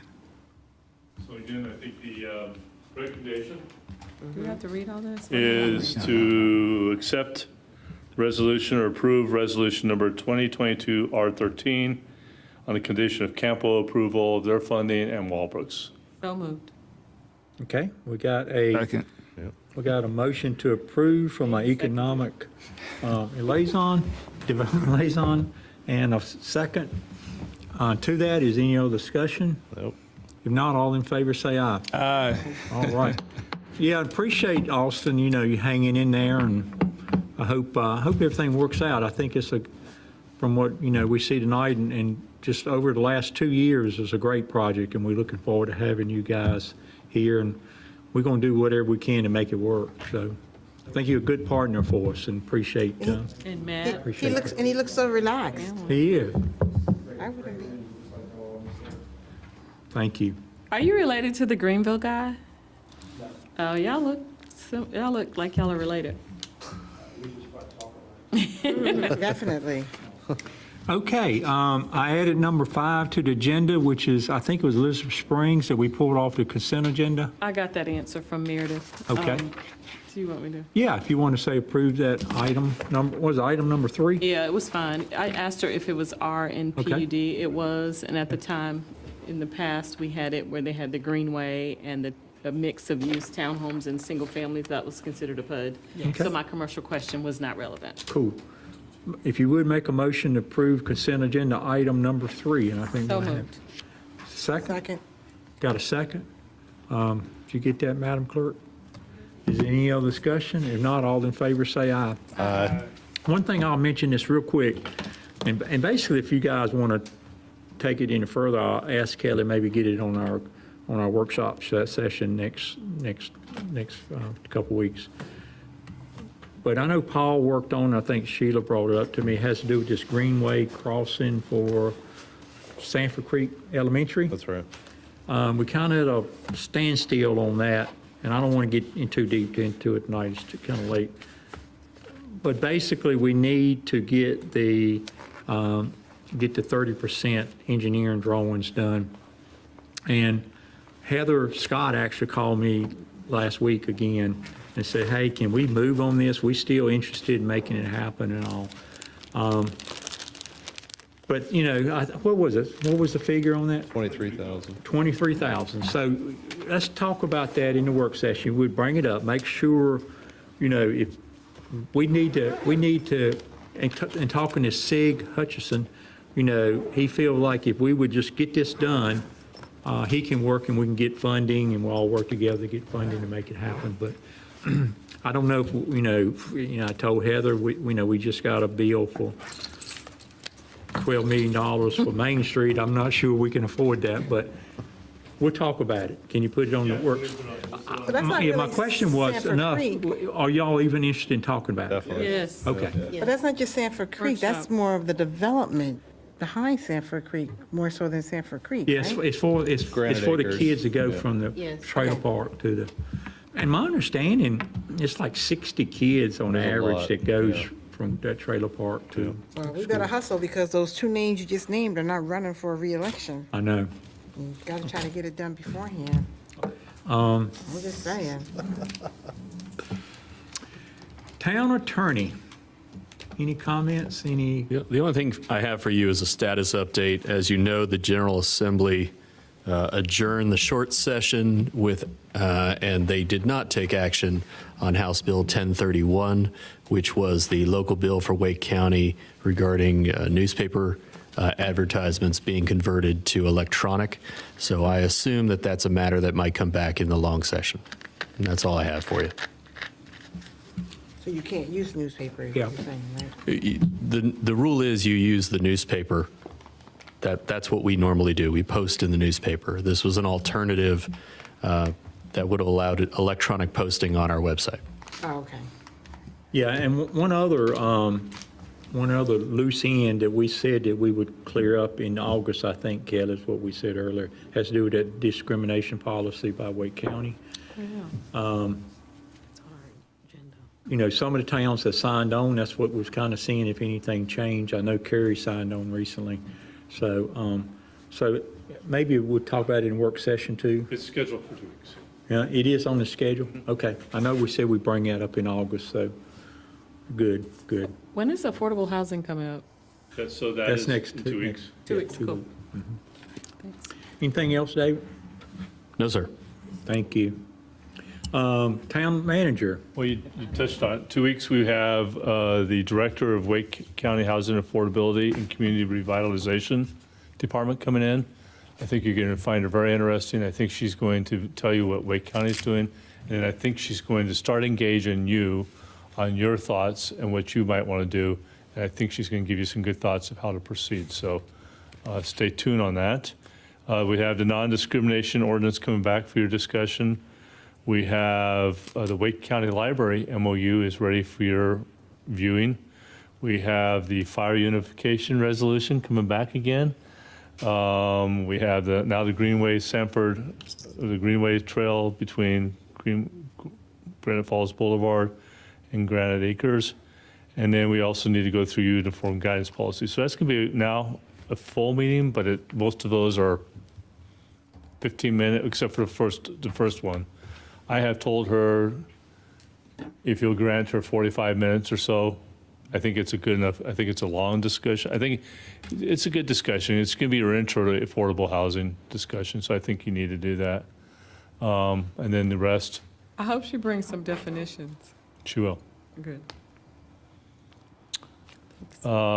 Reminder, I will be out of pocket next week a little bit. Amy and Eric will both be here, so I'll be off pretty much next week.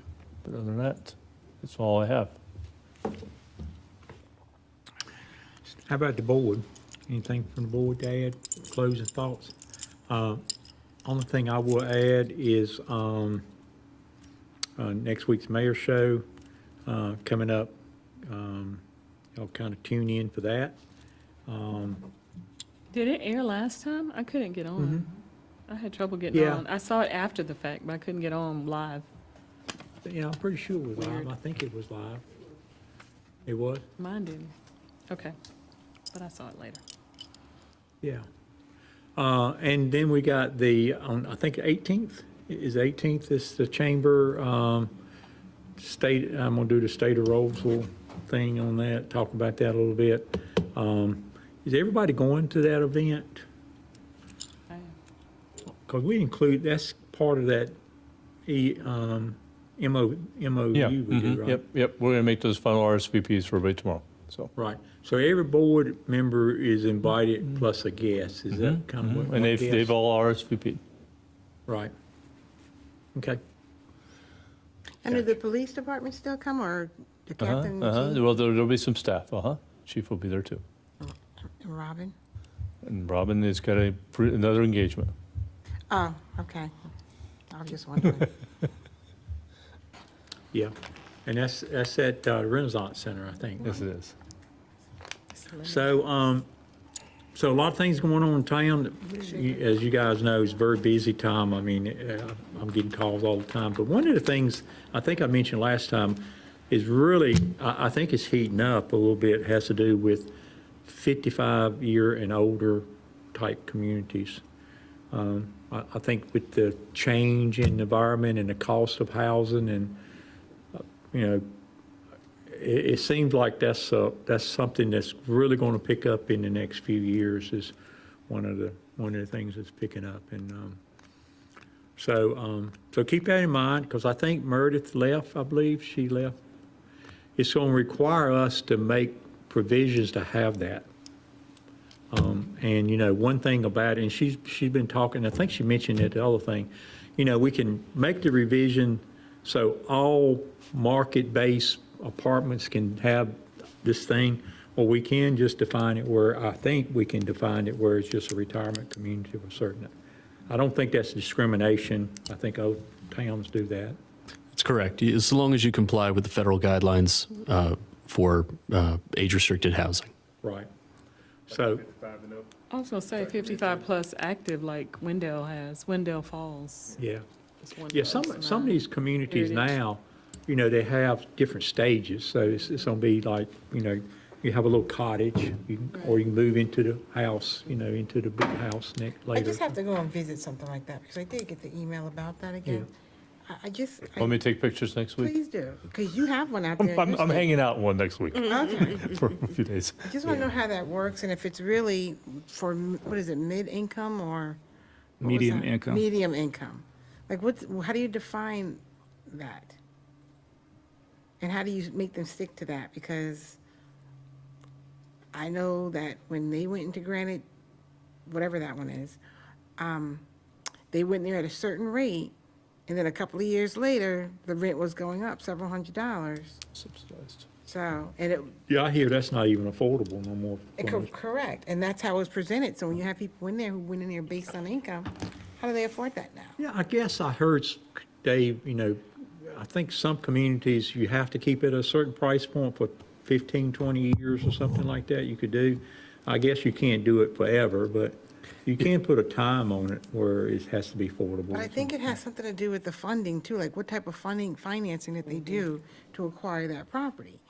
And if they use like government funds, then it's a little more controlled. But if they just do it themselves, it's less controlled. And that may be. But it's deceiving though. That may be the years when it's government or something. They have to guarantee. It's not a satisfying answer, but the answer is that it is very difficult to control real estate pricing. And we often ask it of an applicant, and while they may give us what their current pro forma is, it's not something that we can really rely upon in any way. A number of communities have tried different strategies to limit increases in home sale prices or in rental rates. North Carolina outlaws rent controls by statute.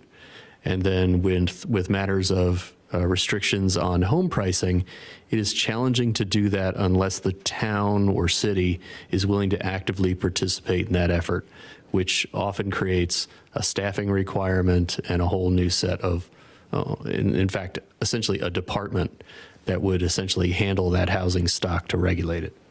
Yeah. It's challenging. But aren't we talking about different things? I just feel like we get so convoluted when we start having these discussions, because 55 active is different than necessarily senior housing.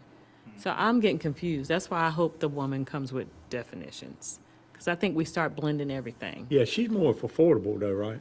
Correct. So we have the affordable box, and then we have age-restricted housing. You could have both features in your project, or either one of the two, but they're not necessarily the same or linked in any particular way. They're similar, That's correct. but they're not the same. There is righteous plenty age-restricted housing in the triangle that is extremely expensive. It's upper income age-restricted housing. That is the target market. One thing about affordable, and I guess, Dave, we can't make them do it, we can encourage them to do it. And that one that we didn't approve, which was Pulte, I think, was it Pulte? They was gonna put like 4 houses in there that was more affordable.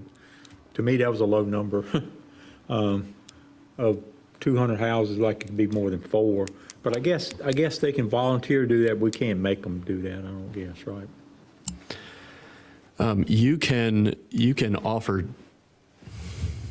Let me do this. Given the hour, let me provide to you a more robust answer, perhaps after we've heard from Wake County, and we can review some strategies that other communities have employed. Because I like the idea of these large neighborhoods, 100, 200 houses, to have some affordable price things in there. And I think they even said they couldn't guarantee it like 20 years or something, I think, right? That's correct. In most of those cases, the builder is committing to developing a product that they would target its initial sale at a certain price. That is the extent of the developer's commitment. Of course, what happens after that is going to be a function of the market. I thought I heard you could deed it somehow. Durham has done that.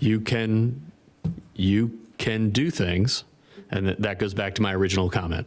You will need to monitor it, and you will need to administer it to avoid unintended consequences. Right. And I know they put a lot of restrictions on housing when they do that. You can't sell it for like 10 years and different things like that. But I know one of the concerns from the agency I spoke with was you don't want to really encourage that if you're building like 3,000 square foot homes, and then you really can't afford to build a 3,000 square foot home at an affordable housing rate, whatever that rate is. So you don't want to put a smaller house in there that's going to stand out as this is the affordable housing house in this development. Well, I do appreciate, board, we got a lot accomplished tonight. Whenever, Kelly gives us a night off, like last time, we paid a penalty for it, and we paid it tonight, didn't we? 4 hours and 15-minute meeting, so appreciate it. Appreciate that, Kelly, but I did enjoy last month off, so that was nice. Long break there, but thank you, board. Any other closing comments? If not, this meeting is adjourned unless there are